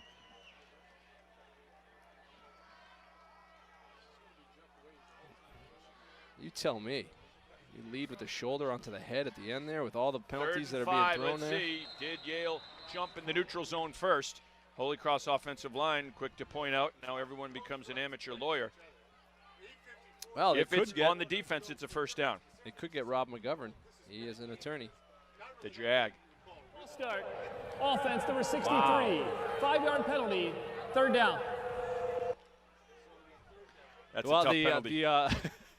The law school's better at Yale. Well, that's a tough penalty for Holy Cross because now it's 3rd and 10. But it's a big play. What you have now is you have a big, big play. Justin Bruno's in there now, number 6. And Bruno's a guy that they like. This Holy Cross coaching staff really likes Bruno, too. Now, what it tells me is Dom Cozier's done for the day. Bruno, 6'2", 202 pounds from Georgia. And they have to manage Miles Alexander, make sure he stays healthy as well. Wade steps up. Wade fires deep, has a man, and DiNicola's got the catch. Huge throw from Jeff Wade on the run, and there's a flag back deep. Holding. A hold, and it's going to come back. Wow, the turn of events. Number 6. Tough call. Jeff Wade just got into the ref there. It's a tough call. See, I don't know if we saw it. I'll tell you what, DiNicola that time timed his leap, made a great play on the ball, and Wade hung it up there for him.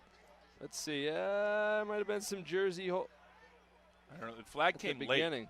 Yeah, he might have just not gotten it out of his pocket fast It's enough. a beautiful throw from Wade, though, on the run, downfield, and there was great coverage on the play. He had to drop that one right over the defensive back with no margin for error. It was a beautiful throw, but now you're looking at 3rd and 20, and you're on your own 16. Yeah, you've just flipped the real estate battle on yourself. Oliver, good job picking up the blitz. Here's DiNicola, and DiNicola wrestled to the turf at the 28-yard line. Well, they do pick up some yardage. That's not enough, though. Yeah, that's an important, 13 yards or so in the field position battle. See if they can get a good punt here. When you talk about guys being a complete back, that's a guy that can block and run and catch the ball. Peter Oliver is that. He picked up the blitz there, and he did a phenomenal job picking up the blitz. He wasn't standing in the way. He was delivering a blow. Good job by Oliver. That's a Holy boomer. cross. Beautiful booming punt. And that's a nice catch. That's a tough grab over the shoulder, Jamal Locke. Yeah, it's not how you draw it up. Wow. How he went back there and make the No. play. It was dangerous there. Willie Mays situation style. for a few minutes, a few seconds rather. Well, can the Holy Cross defense come up with another stop, and can they keep Yale down on this end of the field? You know, and if you're Yale, can you move? Because it's been a little while now. It's been a few drives. They had a couple of turnovers late in that first half. But they're the last ones to score a touchdown in this one, but it's been a while. Defenses have kind of settled in. So now it's Rawlings. Hands it off to Dudek.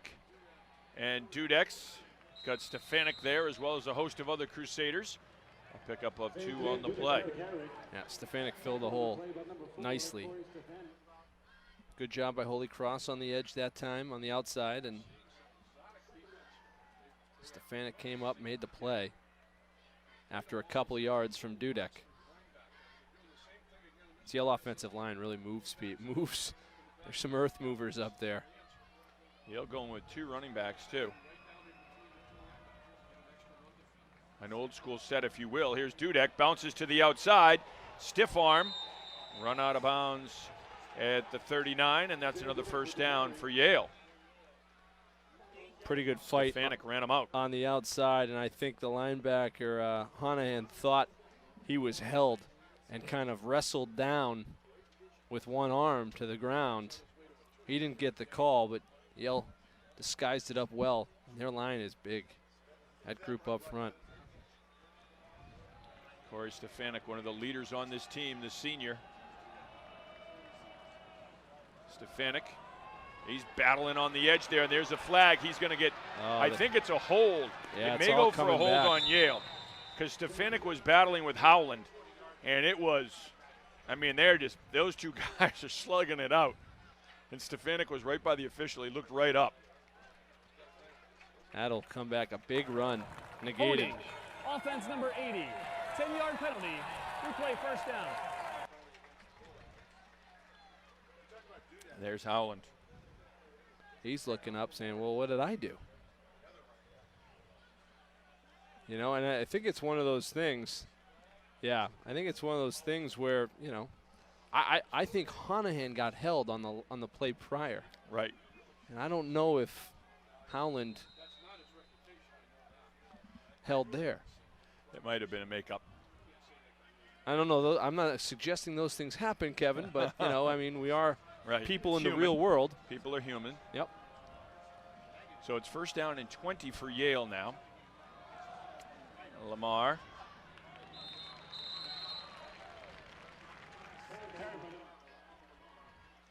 Alan Lamar had the big 42-yard run to start things off. He's been limited, really, since. Only had 45 yards at halftime after that opening carry. Dudek's got more of the work, but Yale has a couple of really talented guys there. So Rawlings will operate from the shotgun with 5.5 minutes to play in the third quarter. There's been no scoring here in the second half. Here comes Brady on the blitz. Lamar has a big hole. Lamar slips through a tackle and gets across midfield into Holy Cross territory and has a Yale first down. Yeah, I'll tell you what. Lamar, you know what I love about it? He gets the hole. He gets the edge. He's going to have an opportunity to run out of bounds or dive forward and pick up an extra couple yards. Crusaders having some trouble tackling out there at the perimeter. And just going out. Lamar picking up a few extra.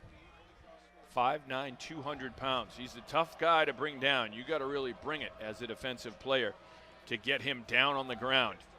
Look at Lamar. Stiff arm, runs through another tackle, and that's how you got to do it. You got 4 or 5 guys there, and he's still second, third, fourth effort. He's surging forward at the end of the play. Yeah, and, you know, good job from Holy Cross and Lang again on the outside. It's not how you kind of draw up the tackle. You see a little attack there as Lang fights off his block, and then he's almost in like a wrestling mode there to try to hang on to the guy until his team can come and help him out. John Smith over there, the defensive back as well. Dudek comes back into the ball game. Second down and 8 for Yale. Smith is a true freshman. A lot of young players for this Holy Cross team getting in there. True freshmen, sophomores. Rawlings going down. Sacked by a host of Crusaders.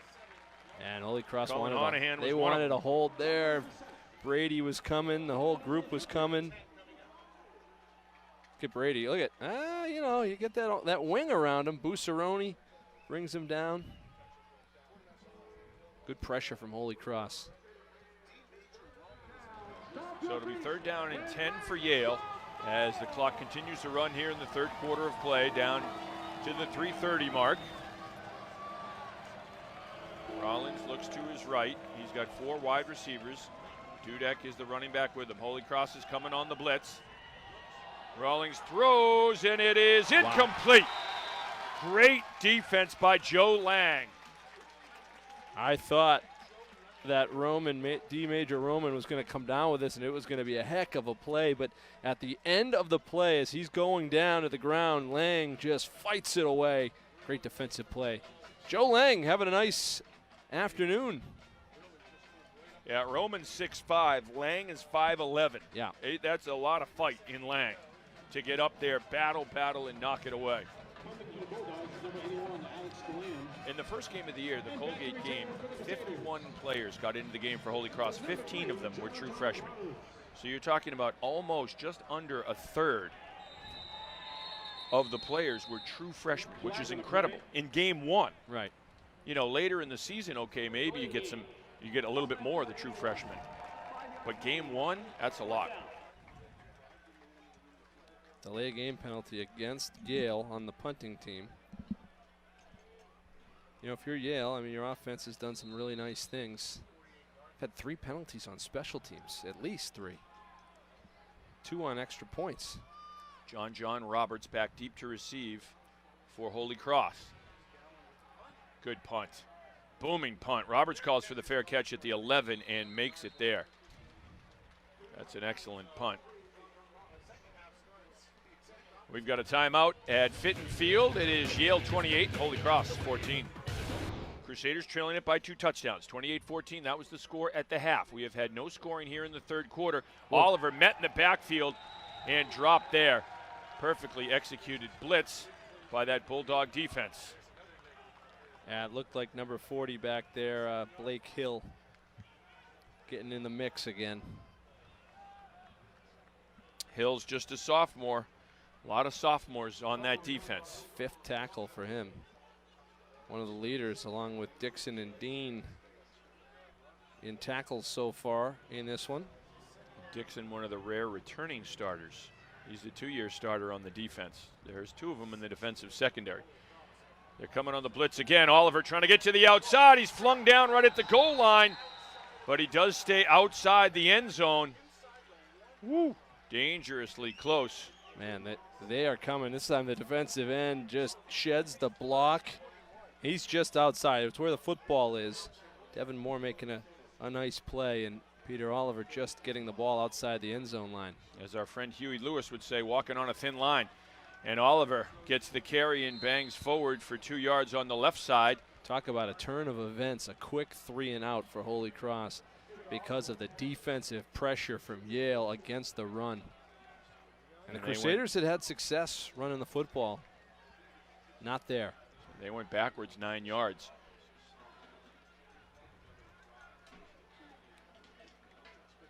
So the onus will be on Derek Ing, the freshman punter, as he will stand in the back of his end zone. Yeah, he's one boot inside the end line there. He's a shoe size from being out of bounds. Derek Ing, the freshman, and we got a timeout. A delay of game. It'll be a half the distance. Oh man, that's gonna. It just gets more and more crowded. Well, of course, Bob Chesney had Cole Tracy, the great kicker at Assumption, who's now kicking for LSU. And he said Derek Ing is actually ahead of where Tracy was at this point in their careers as true freshmen. Ing is ahead of where Tracy was, and Cole Tracy was the most prolific kicker in the nation in Division II. Ing with a booming punt. Beautiful job by Ing. Locke's got it, and great coverage by Holy Cross. It is Terrell Prince on the tackle, and a beautiful punt from the freshman Ing. 48-yard kick for Ing. Gives the Crusader defense a chance. College football on Charter TV 3. Brought to you by Central Mass Safety Council, Proterra Nissan of Auburn, Holy Cross Athletics, and Nichols College. They've been rotating punters too. Wilkinson and Ing have both punted today for Holy Cross. So Yale will start right at midfield. Alan Lamar is your running back.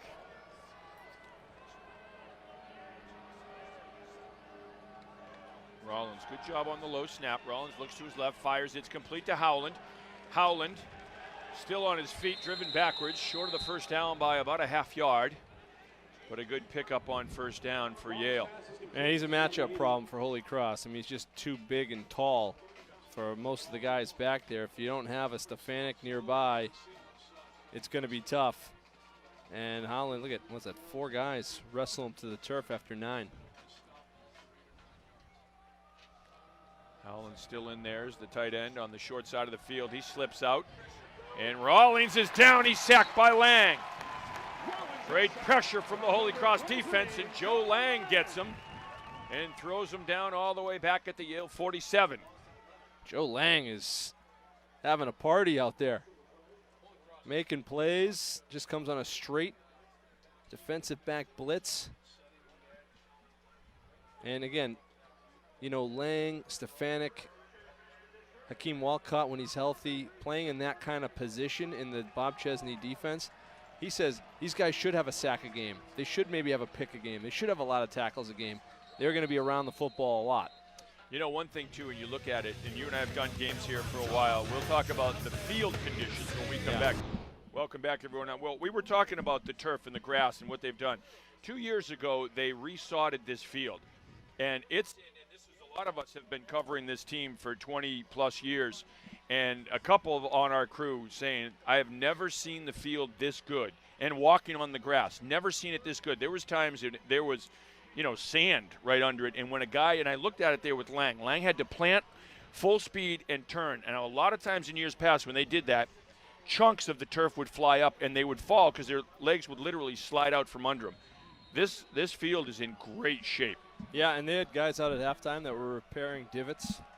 And, you know, I mean, he was a longtime football coach, but he was also, I think, an amateur turf consultant, Tom Gilmore.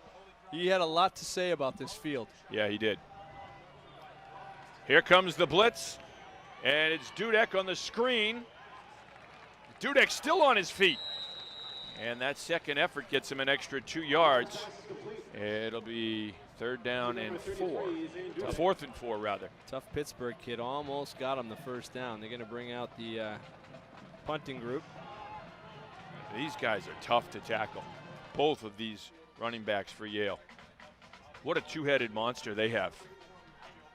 This is a huge possession for Holy Cross. They need to get points on the board here. There's a lot of time, but they absolutely need something here.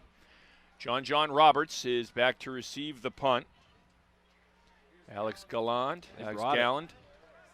hits a line drive, and Roberts is going to have to let it go. Galland's punt is down at the 6-yard line, and that's where the offense will take over. Yale through 3 quarters. It's 398 yards of total offense. Holy Cross 256 yards of total offense. Now, both teams, you remember, Yale had 320 at the half. So less than 80 in the second in that quarter, and Holy Cross had 205 at the half. And so 256, you got 51 for Holy Cross, and what, 70-something for Yale, 78 for Yale. Sure. So the defense is ruling the third quarter after a real explosive first half of football. Yeah, but we've mentioned the heat, and this is when a team can break a big play. There's Peter Oliver. Oliver banging forward, and he gets down to the 8-yard line. They're just trying to get him a little bit of room. See if they can make some sort of play out here. But it's 3rd and long, and you're backed up deep again. See if they take a shot here at a pass to get them a first down, or if they try to keep it on the ground. You're going to have to, I think you're going to have to throw the ball here. Jeff Wade, the senior, has been the quarterback here in the second half after splitting time in the first half. The blitz is coming. Wade stepping up on the run. He's going to run it himself. And Wade gets a little block at the end from Tenio Ianni, just a little how do you do, excuse me. And it's enough to get Wade an extra 7 yards. Beautiful play by Wade for the first down. Well, you don't have to throw the ball if you're Jeff Wade, and, you know, good pocket, well protected. He starts to sense the heat and looks downfield, and just look at the Holy Cross guys are looking back like there's still a pass. That the Yale guys have to commit to defending them, and by the time they turn around, it's too late. Jeff Wade's got first down yardage and more. That's a huge play. Huge play. You get out from the shadow of your own end zone. You keep the drive alive. And it opens up what you can do play call-wise as well. Here's Oliver. The zone run. Just I talk about the turf. They are a huge divot comes up. Turf. You know, I put the whammy on him. A Yale player is down. No, that's a guy who's had a nice game is Blake Hill. Hopefully he's just cramping maybe. It's going to get right back up. He's favoring a shoulder, it looks like. 6'1", 226. Again, now they're repairing the divot. Tenio Ianni is repairing the divot. That's great. I spoke too soon about the grass. That thing got shredded up right there. The big divot. Way to go. I told you there was sand under there. But it literally was. It was just like a beach sand kind of that would be under there when the guys would kick up the turf, and it would roll up like a rug. 2nd down and 7. Yale shows blitz. They're coming. It's Oliver to the right side on the stretch play. Oliver spins out of one tackle. Good team defense. Yeah, just got back to the line of scrimmage with all that effort. Yale stringing the play along. Well, Yale was picked to repeat as Ivy League champions, and man, they're showing why. This is their first game, so they do have a scrimmage. They had a scrimmage against Brown.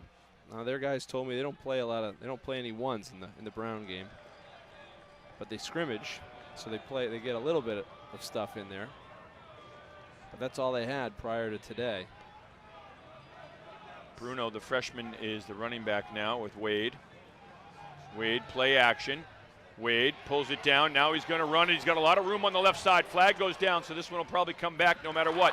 Beautiful throw as he hit Tenio Ianni, who lost his helmet, and it would have been good enough for a first down. But again, the flag comes down. You're seeing the poise, though, of the senior Wade. Getting out of pressure, out of a grasp, running to his left. That's a great throw, arm strength. Holding. Offense number 63. 10-yard penalty. Replay. 3rd down.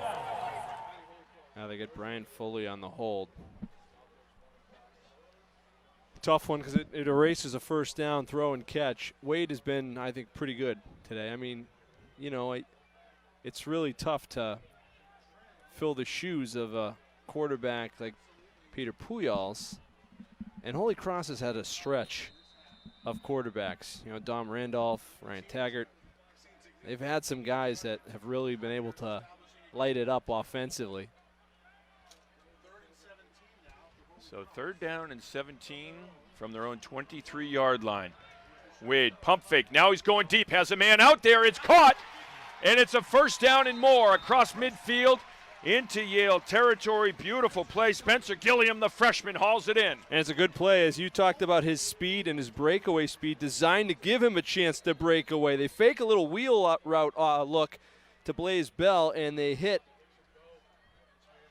the guy on the big play. They hit Spencer Gilliam. Yeah, there's a little fake, and then downfield. And there's just a little bit more field on that side, and he might be able to show that speed.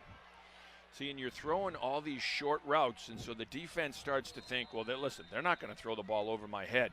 I'm going to creep up. They're going to throw the out. You see the out, and your eyes light up as a defensive back. Here's Wade.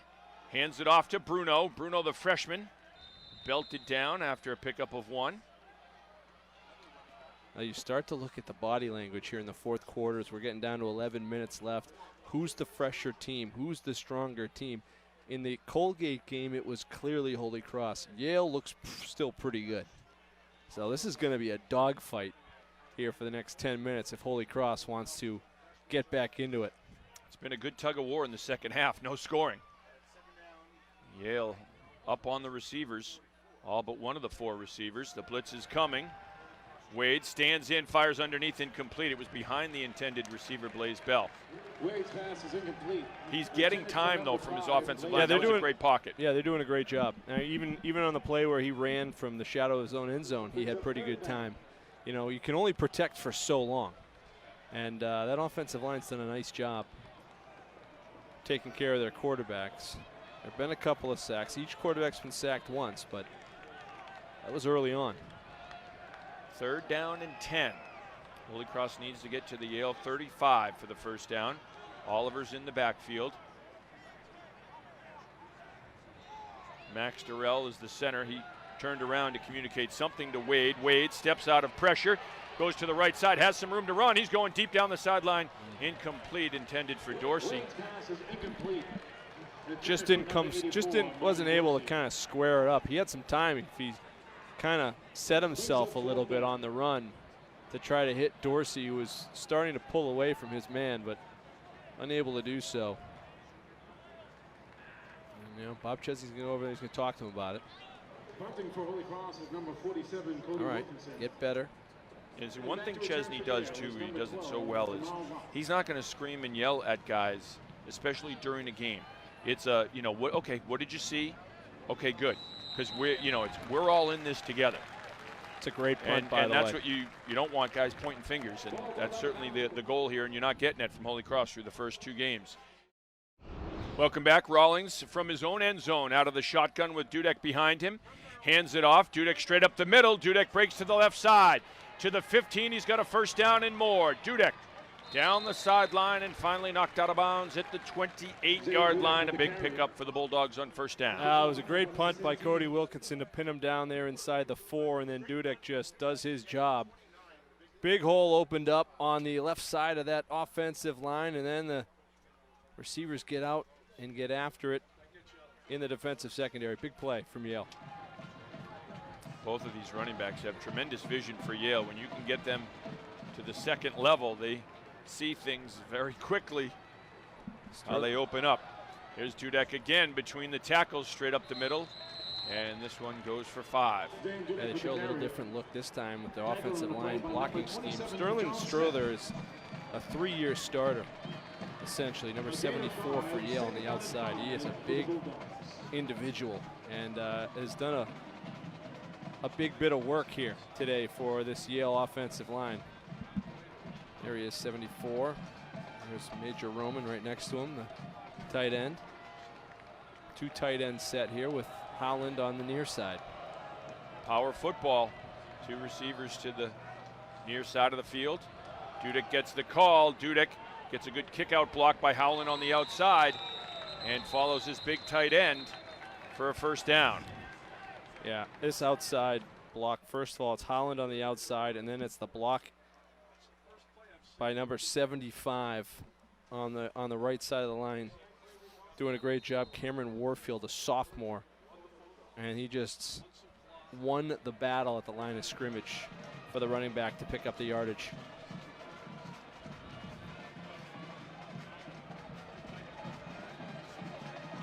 First down for Yale. They continue with that 2 tight end set.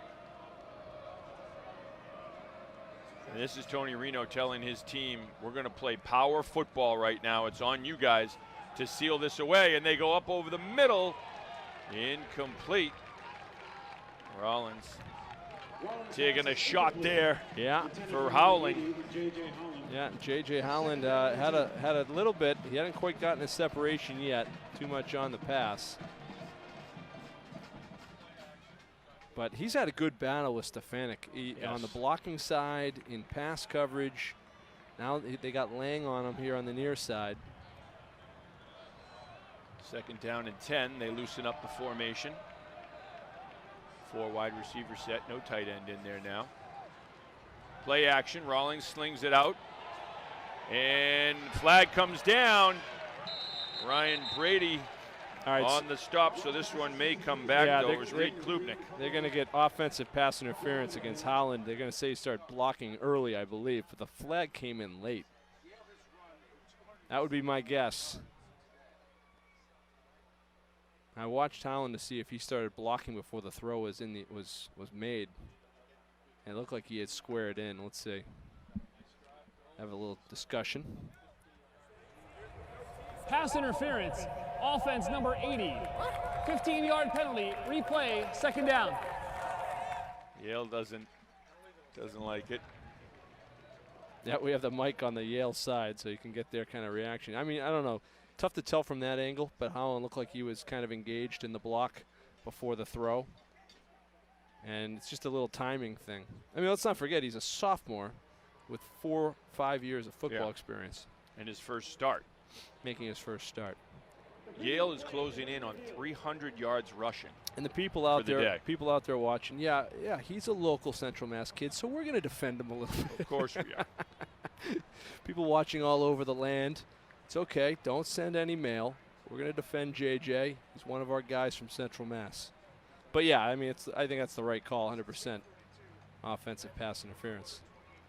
But think of what he's done here, just as a sophomore. You know, and it's the Ivy League is kind of like the Patriot League. You can get a medical red shirt if you're injured, but you're not going to be able to red shirt just to help you get bigger, faster, stronger. So he's a true sophomore right now. True that. Central Mass College Football on Chart TV3, brought to you by Unibank, the Sullivan Group, Poochie's Fine Jewelry, and by Milford Federal. So Howland's a guy that, you know, just through a lot of hard work, and he's had great coaches and great mentors and stuff, but let's not forget all the work that he's put in at Tantascwa, then at Choate, and then here now at Yale to get stronger and to make himself a great football player. He's a guy that probably the next or one of the next of the Central Mass guys we'll be talking about in the NFL. Yeah, can you imagine that? It's crazy. Can you imagine that, if that's the case? I mean, he keeps working, he keeps developing. There's no question he has an opportunity to be at the next level. 3 years from now, when we're talking about the NFL draft, we'll be using the highlights from this game. Yep. We'll be at Joe Beveridge's house. Bev, you have to invite us over. I like it. Here's Lamar. Lang got him and held on. Lamar gets out to the 31-yard line. Good sure-handed tackle by Lang. I really like Lang. He's, you know, getting a chance to see him a little bit more here in this week. He's been good the first couple of weeks, but comes up here, just does get a piece of Lamar. Lamar gets away. He's free for a while. Nice job. Big play for the defense. Hey, there's still time. It's almost like you're getting lulled to sleep here a little bit, but there's 7:40 left to go.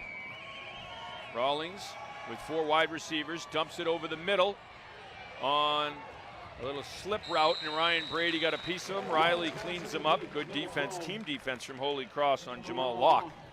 Short of the first down, the punting unit comes out for Yale. Big play by that defense. Yale, if they can execute the punt, will put Holy Cross back a little ways. And it'll be up to that offense to do something, generate something here in the second half. John Roberts, back for Holy Cross, stands at his own 22.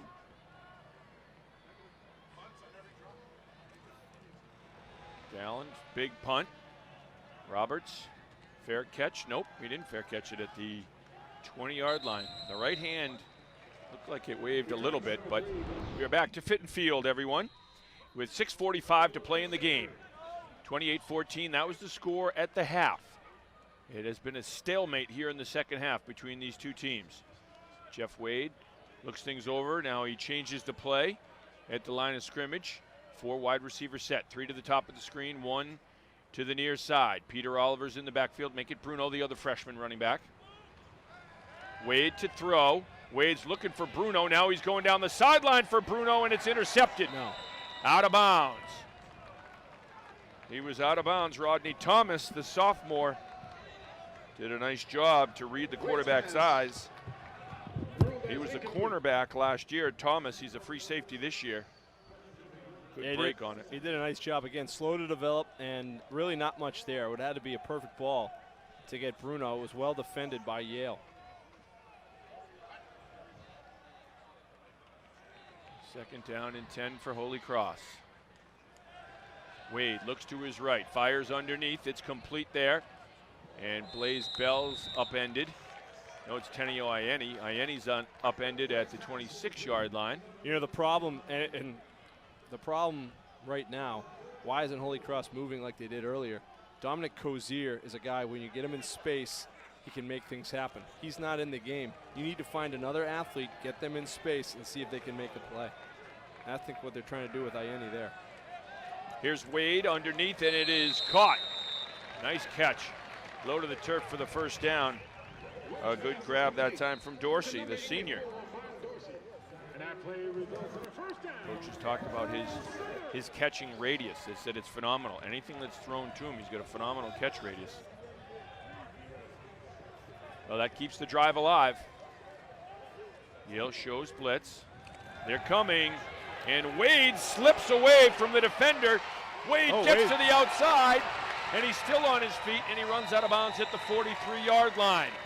Beautiful job by Jeff Wade to stay on his feet and pick up the first down. He's the leading rusher for the Crusaders in this game. Now, showing some strength and showing some grit right there, right? You know, late in the game, things aren't going your way. You could go down there. He fights it off. The screen to Bell. Blaze Bell across midfield. And brought down at the 47 of Yale. He tweaked his knee. Yeah, it didn't look good. And the Crusaders are desperately thin on offensive playmakers with guys that are down to injury right now. That's one of your co-captains too, Blaze Bell. Came here as a quarterback and played a little quarterback for Holy Cross before converting to wide receiver.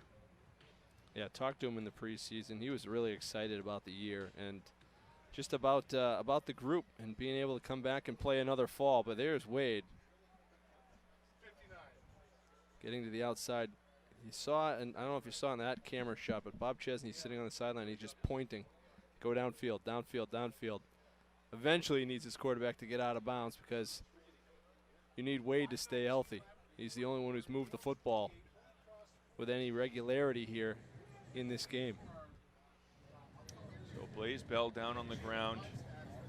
Senior wide receiver. One of the leading wide receiver on this team from a year ago. And just a physical presence, a leader for this squad. And again, it did not look good as he was trying to stretch and a defender had him around the legs. It'll be 2nd down and 1 for Holy Cross from the Yale 47-yard line. Let's see, Bell getting up to his feet. Helmet's off, and he's gonna can come off under his own power. That's not a good sign. It's not terrible, but we'll hope that Blaze Bell will be okay. They need him. Yeah, they do. They need him in more ways than one. He's a presence, as you mentioned, a leader.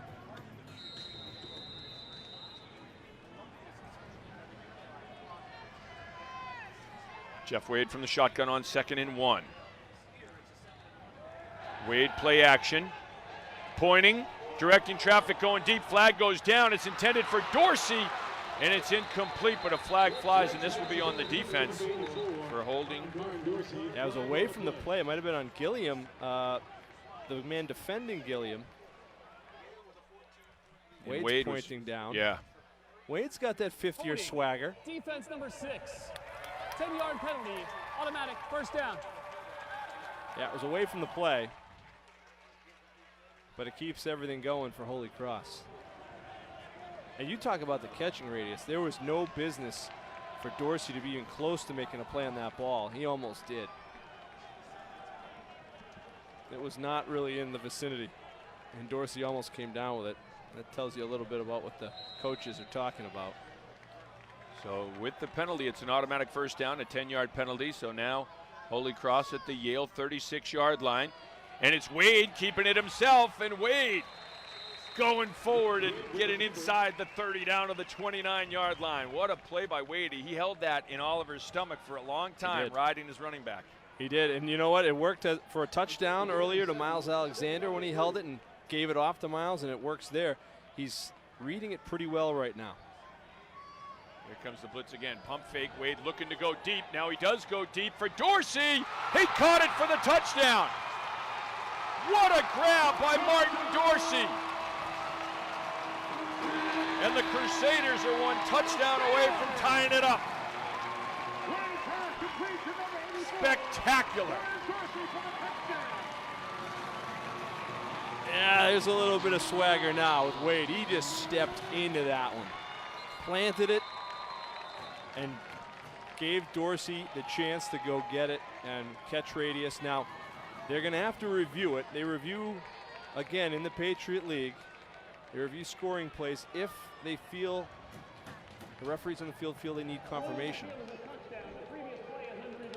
So they will be reviewed. Now, there's a booth up to the right of the normal press box, and that's where the gentlemen review it, but let's see if we can see it. It's tough with the sun on our monitor right now. Yeah, it looked okay. And I think it's a situation where the officials on the field call it a touchdown knowing that there's going to be a review. Is that enough to overturn? I don't know. I don't think it is. I can't tell, though, because, again, there's the sun on the monitor. Let's see. That would have been our best look, the last one. Yeah, you can't tell. I don't know that I think the guys on the field make the call. It stands. Now, you can you get a review if the officials think it's a close play. You also, coaches have reviews, but the officials told us prior to the game they haven't seen a lot of coaches use that yet, because typically they review anything that's close anyway. And Bob Chesney talked about a couple opportunities in the Colgate game where he did not use it. The ruling on the field stands. Touchdown. Touchdown. Wade to Dorsey. 6 now. 4:32 to play in the game. Plenty of time. They still have 3 timeouts. You're down by a touchdown. Wow. Ing is on for the point after. And Ing puts it perfectly through the middle of the uprights.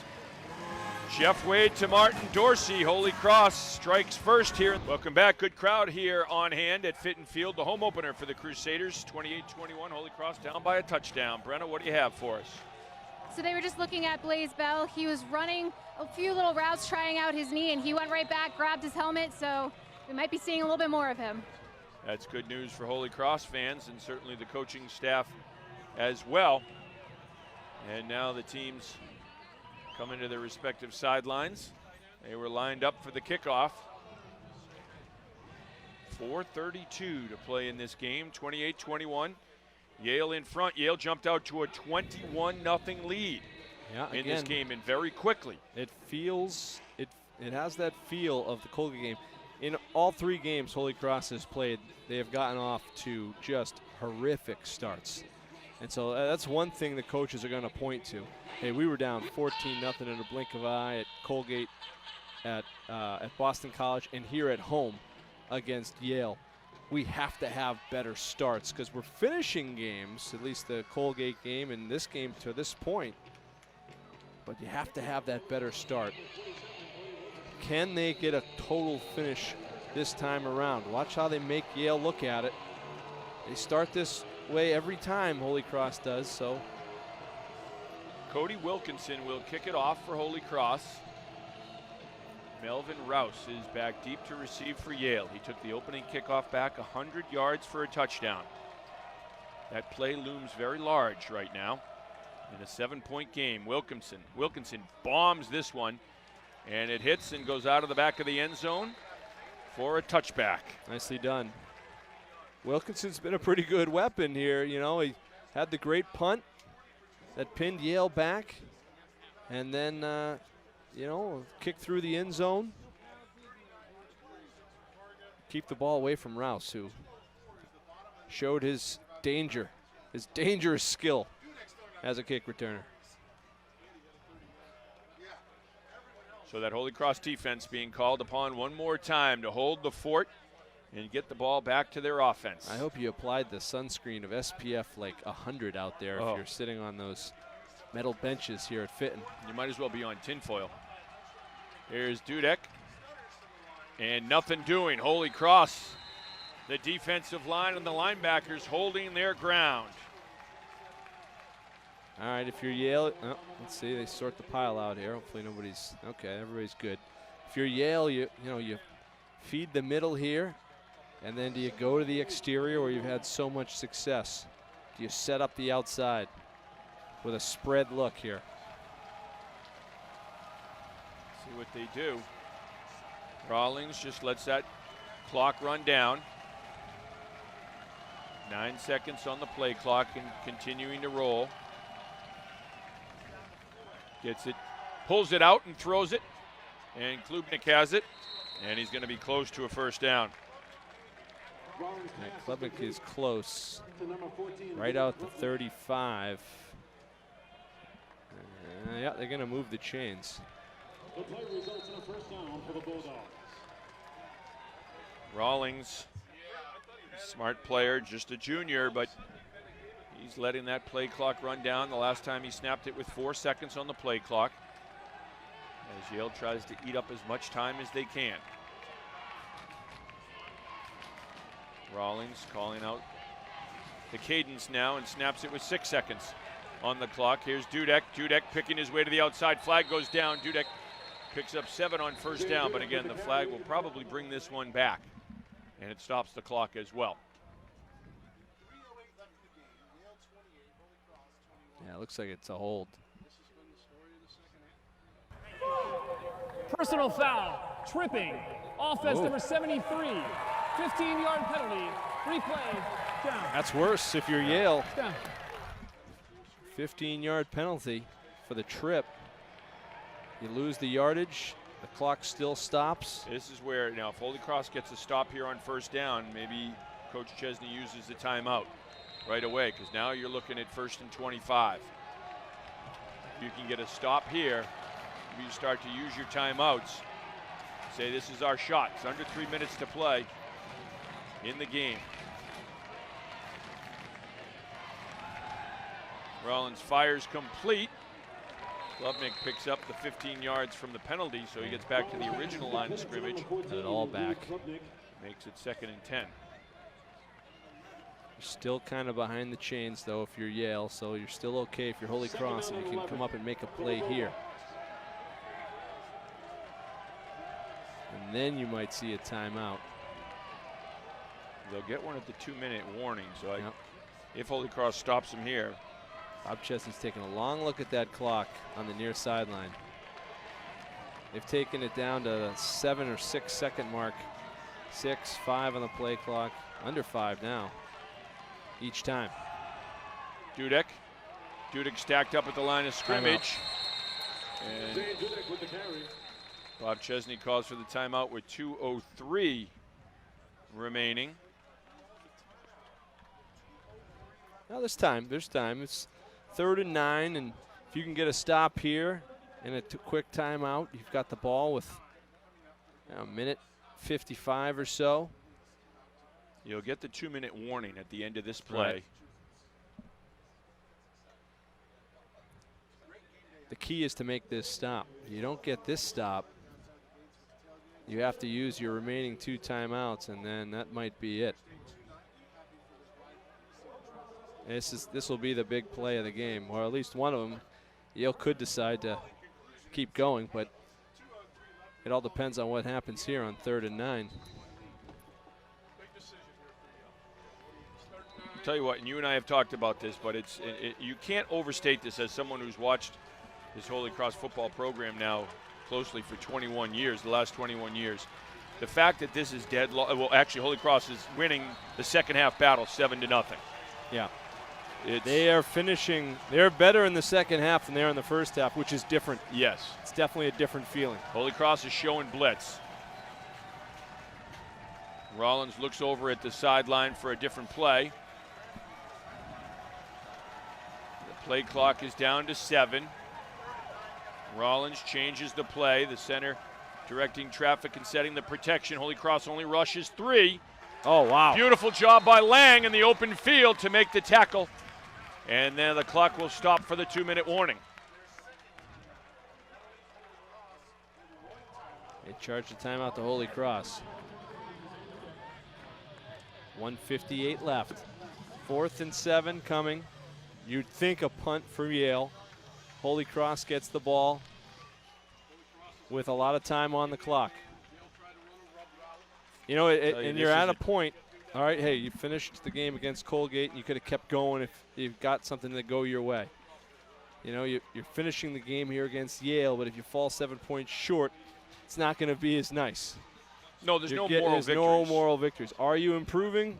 Yes. Yeah. But yeah, this is the defending Ivy League champ, and the issue is picked to win it again. The issue is this. You got to get better in the first 10 minutes of the football game and come out flying a little bit better in the first 10 minutes, because that's been the big difference. It's been such a disparity in the first quarter of the Colgate game and this game that even a great fourth quarter hasn't been able to bring them back. Now, special teams. Bob Chesney was known for this at Assumption. How many punts and kickoffs did they take back for touchdowns last year? This punt hits, takes a Yale bounce. Inside the 30, it'll be downed at the 26-yard line with 1:47 to play in the game. Holy Cross with just 1 timeout remaining. Quick disclaimer, there's a guy named Deontay Harris at Assumption that kind of helps with that success rate. Drew Kane and the coach, the special teams coach there and now here at Holy Cross, does a great job. Here come the Crusaders, 1:47 to play, 1 timeout left. Big opportunity freshman in front of him. In the backfield, 4 wide receivers. Wade looks to his left, fires complete. Oh, what a hit! He caught the ball. Wow. That's the freshman who hung on to that one, Gilliam, and he took a wicked shot from Kurt Rawlings, or rather, Allberg. Wow. Whew. Going deep. Catch radius. A one-handed grab, incomplete. Wow. You got to be kidding me with that effort. My goodness. Let's see. Nah, Ooh, like just out of bounds. Looks like that front toe was on the line. OBJ, eat your heart out. Catch radius. 3rd and 4. 4-down territory for Holy Cross, but they'd like to get the first down right here. Wade with 1:24 remaining in the game. Wade looks to his right, fires, and it is complete. Tenio Ianni has it and gets out of bounds. has a first down and gets out of bounds to stop the clock. He had to fight to get that ball, and he did a great job. Strong hands, Tenio Ianni goes up and gets it. Good defense. The Yale defender just turned around a hair late. Here's Wade looking to his left, going deep for Blaze Bell. Bell's got it. Bell's inside the 30. Blaze Bell coming off the deck with a sensational catch for the Crusaders. Here's the catch. That's Ianni. And then Bell to the other side with the grab. Brenna said he was coming back healthy. He made a play. And Timeout. now Yale wants a timeout. Yale wants to regroup. Look at the energy on the near sideline. They are in a frenzy. 1:12 to play in the game. Holy Cross at the Yale 30. What a ball. Here is Blaze Bell going up and making a play. It's a good ball. And Bell with a step on his defender. Jeff Wade's making a case, friends. Yep. Making a case for himself.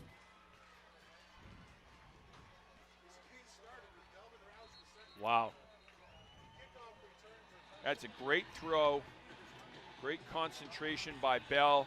Down to the 30-yard line with 1:12 to go. You still have a timeout.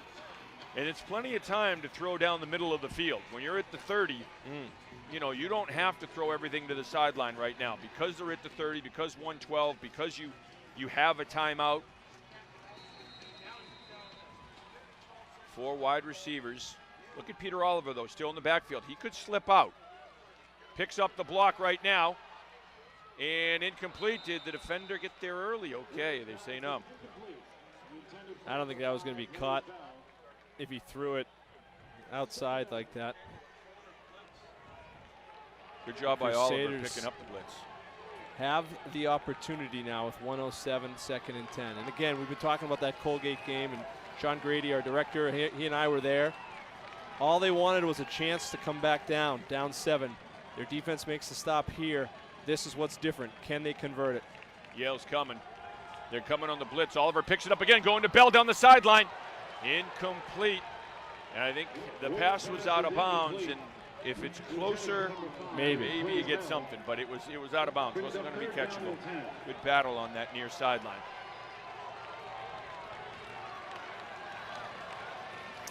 Well, I like they're trying to go after Bell.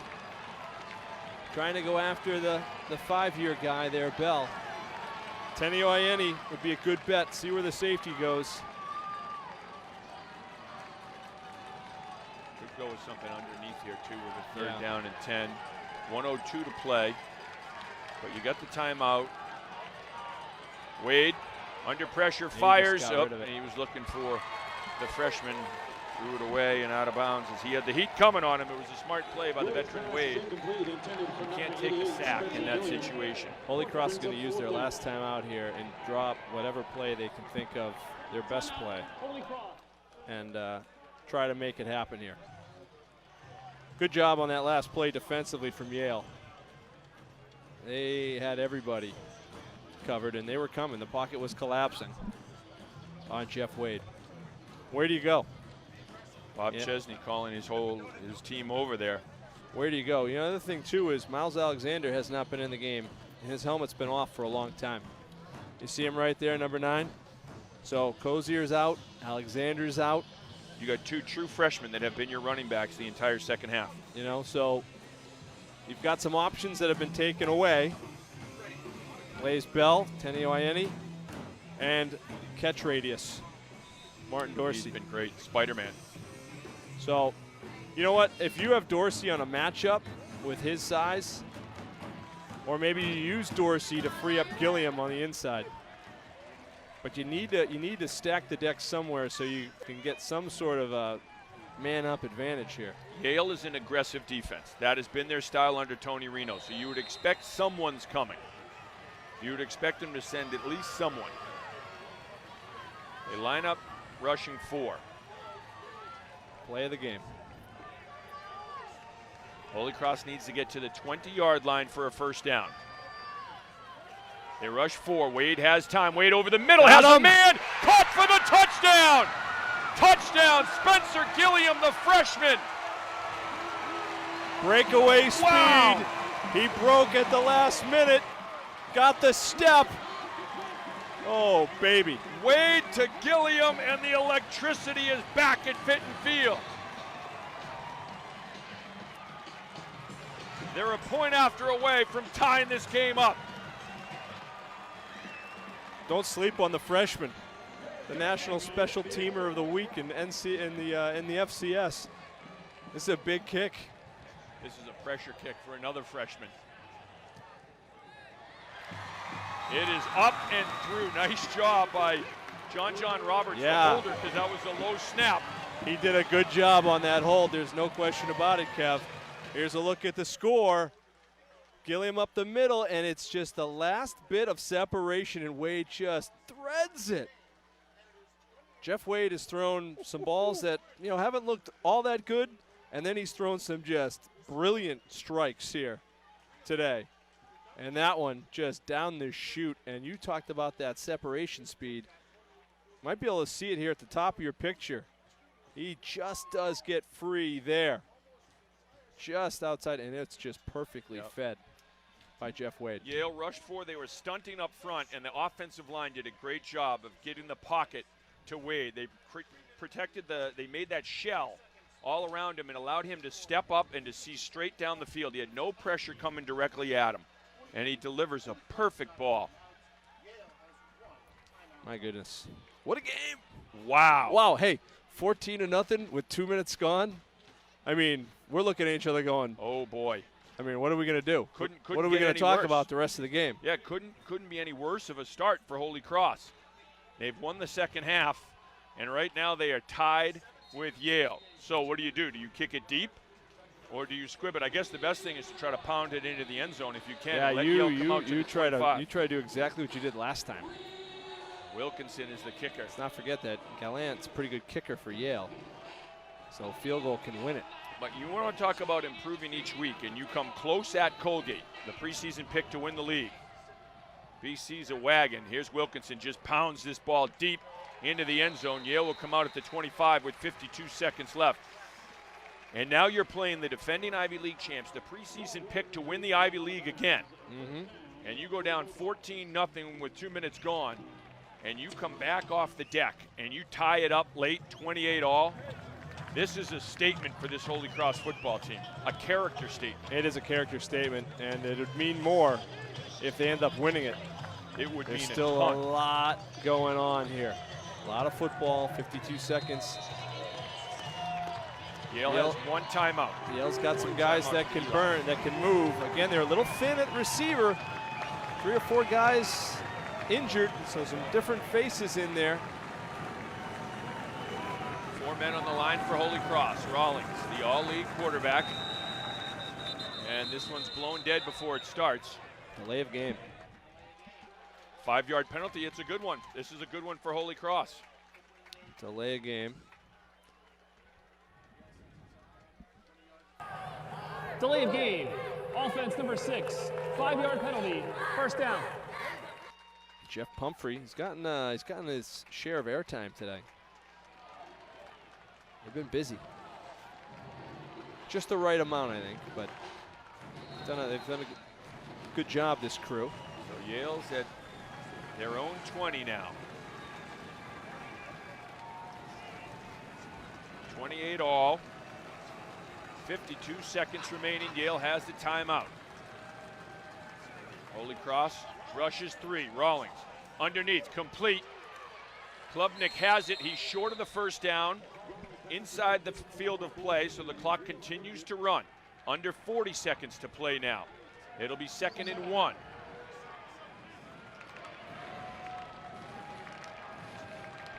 Clock is running under 30 seconds to play now. Rawlings has got to get this thing off quickly. Pump fake, he looks to go deep, he's got some time, and he's hit and sacked from behind. Big play from the Holy Cross defense. They're going to take Teddy this. Capsis. He's thinking about the timeout as Tony Reno. They might just take this right to overtime. He approached the ref and he thought better of it. We're going to an extra frame.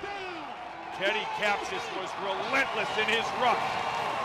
And he comes up with the sack, and we are going to overtime. The Crusaders and the Bulldogs tied at 28. We're going to need an extra frame to settle this one. Oh, this would do a lot. This would do a lot. After the first couple of weeks, this would do a lot. And I'm sure it would take a little off of Coach Chesney, who's searching for his first win as a Crusader head coach.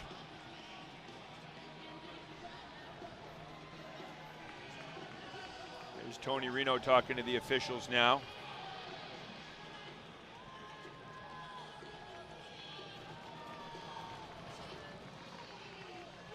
What a game. What a game we have had here today. Yeah. It's been good. And you can see why Tony Reno is the FCS New England Coach of the Year, or the D1 Coach of the Year in New England. Boston Gridiron Club and New England Football Writers naming him that from a year ago. He's done a tremendous job. And Yale comes out with their one captain, as is tradition.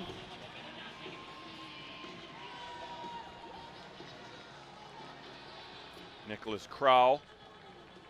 He's in his 5th year. He lost a year. He got injured his freshman year in the Army game, a high ankle sprain, and was never able to come back that year.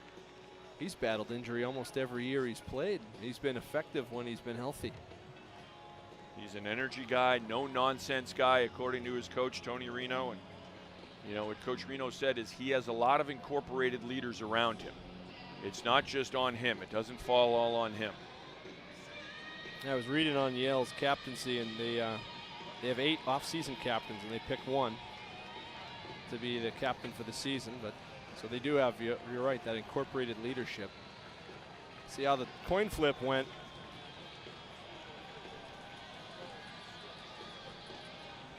Let's see. Usually, if you win it, you put your defense on the field first. Yep, That's what exactly they've done. what happened. Holy Cross wins the toss. They put their defense out there first. See if they can get a stop. Overtime is here. Little club music going through the stadium. Well, It's time. these fans have had a lot of entertaining football here today, and it has not ended with regulation. As we are going into overtime, Bob Chesney talking to his team. What a comeback by this Holy Cross squad to come back down 21-0 early on, opening minutes of the game, and to come back and tie it up at 28-all. We go to overtime with the defending Ivy League champs. Yale will get it first. They get it at the 25 and have the opportunity. Try to put it in first, and the Crusaders will get the chance to match, and we'll go as long as it takes.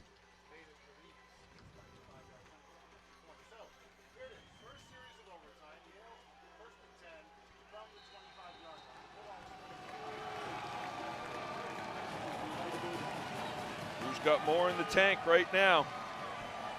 On a steamy day, a muggy day, Rawlings, all Ivy League performer, hands it off to Lamar on first down, and Holy Cross's defense is right there. Capsis and company making the stop. I think Neil Vorster was one of them in there as well. A couple seniors. No gain on the play, brings up 2nd down and 10. Jake McCardle in there, 93. Up the middle, they're tough. They've been tough. The edge has been the issue where Yale has been able to get outside at times. Lamar is in the backfield. Rawlings from the shotgun. Rawlings snaps, fires to his right. It is caught. And out of bounds there. Klubnik has it. Brown's pass is complete to number 14. Baker on stop. It'll be 3rd down and 1.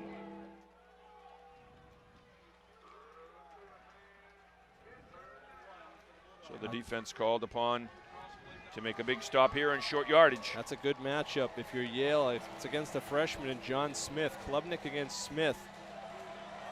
Smith does a nice job of an open field tackle there. Did they go back there? He's 6'3" and 200 pounds. Klubnik Rollins shovel pass forward. Ball's out. First down, loose football. Holy Cross has the ball. Oh, it's incomplete. They're going to say he never had possession, an incomplete pass. Yep, he did not possess the football. It's a huge break. Let's see. Oh, yeah. Wait a minute. No, I don't know. Wow. I don't know if you can say he made a move upfield. Let's see. I mean, he's got it 2 feet down. He's looking upfield. The shoulders get squared. I don't know. Do they review it? It could be reviewable, but if Bob Chesney wants it reviewed. 2, and then it's out.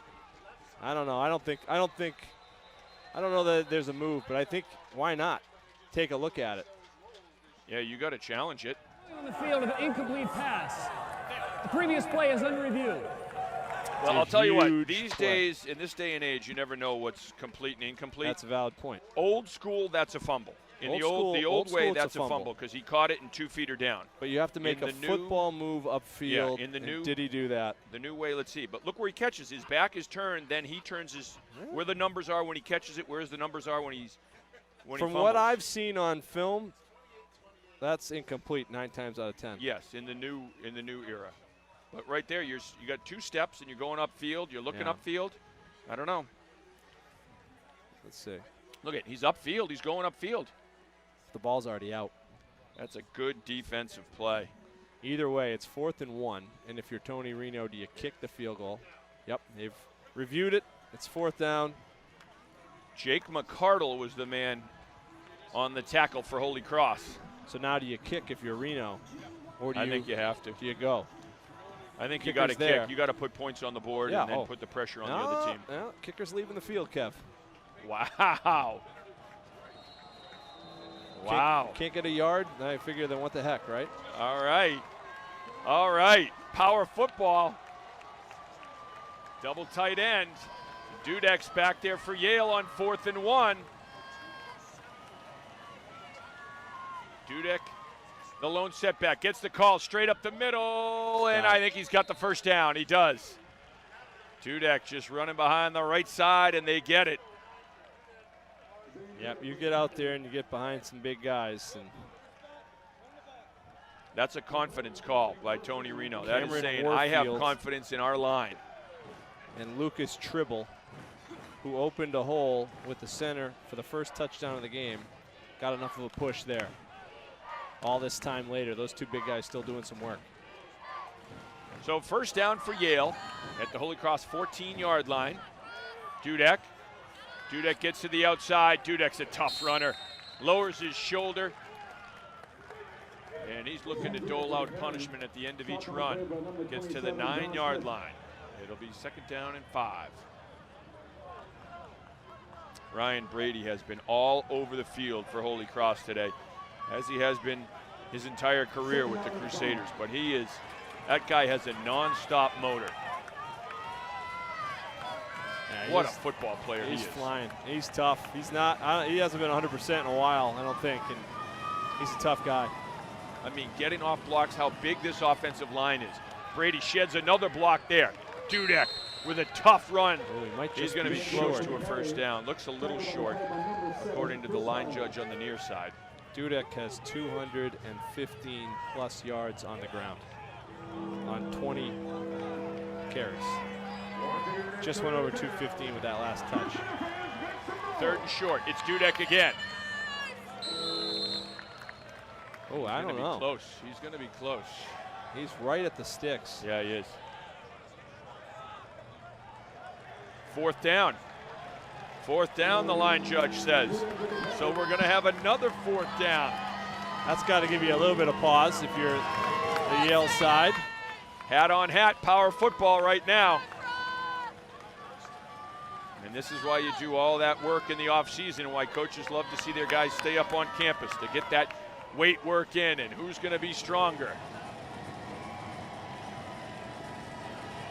4th and inches.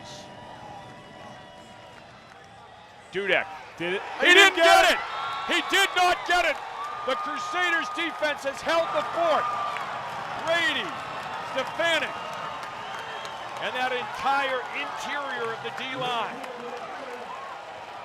They were fresh when they needed to be.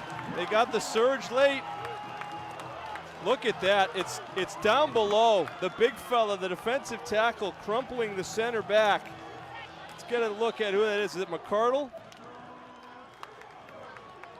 He gets down low at the bottom of the pile. Vorster's down there. They blew it up. Wow. They didn't make the tackle. They blew it up. DT's doing a good job. What a defensive stand by Holy Cross. Incredible. In overtime, backs against the wall, 4th and inches, and the defense rises up. You need to hang on to the football. You're already in Derek Ing's field goal range, but you need something. Peter Oliver on first down. Oliver dropped for a loss of 2. That's good defense from Yale on the edge. And the question is, do you make that play to change the hash mark? Oh, now they come back. See, they stay on the mark. And this time's Wade. Wade, good fake. Wade gets 3 or 4 yards, but gets to the middle of the field. And it appears anyway that that's what they're doing, is that they're going to set Bob this Chesney's up for the middle of the field. He's having a chat with his kicker right now on the sideline. They see what happens. See, they're going to be conservative all the way. Yale's loading the middle of the field right now. Oliver just got drilled in the backfield, and he loses 3 yards on the play. He was hit right as he received the ball. Good job to hold on to the football by Peter Oliver, because John Dean met him as he got the ball. Yale did the job. Here comes the kicking team. Can the freshman Derek Ing, this will be from 42. 3 yards out, 43, 44 yards out. Depends on where the John Roberts is going to spot the ball down. Wow, 45. Yeah, just inside 45 yards. He has this range, and he does the pressure kick at the end of every practice. We'll see. A 45-yard field goal for the win.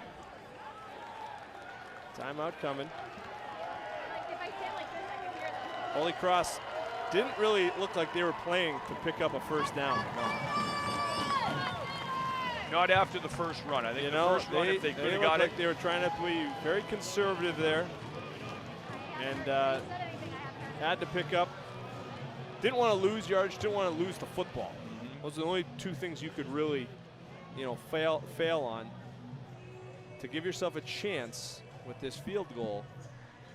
Saw Bob Chesney was out there to meet Derek Ing. He was talking with him, and then he'll just leave him alone a little bit. Oh, I'm telling you, they torture these kickers. I know they do. They have guys lined up. It's like a gauntlet. Yep. They're all screaming and yelling. There's a snap. Chesney calls timeout on the kicker, sometimes mid-snap, and they freeze him, and they do a lot of things with him. He wants to see who can handle the pressure in the game situation, and this is why he does it.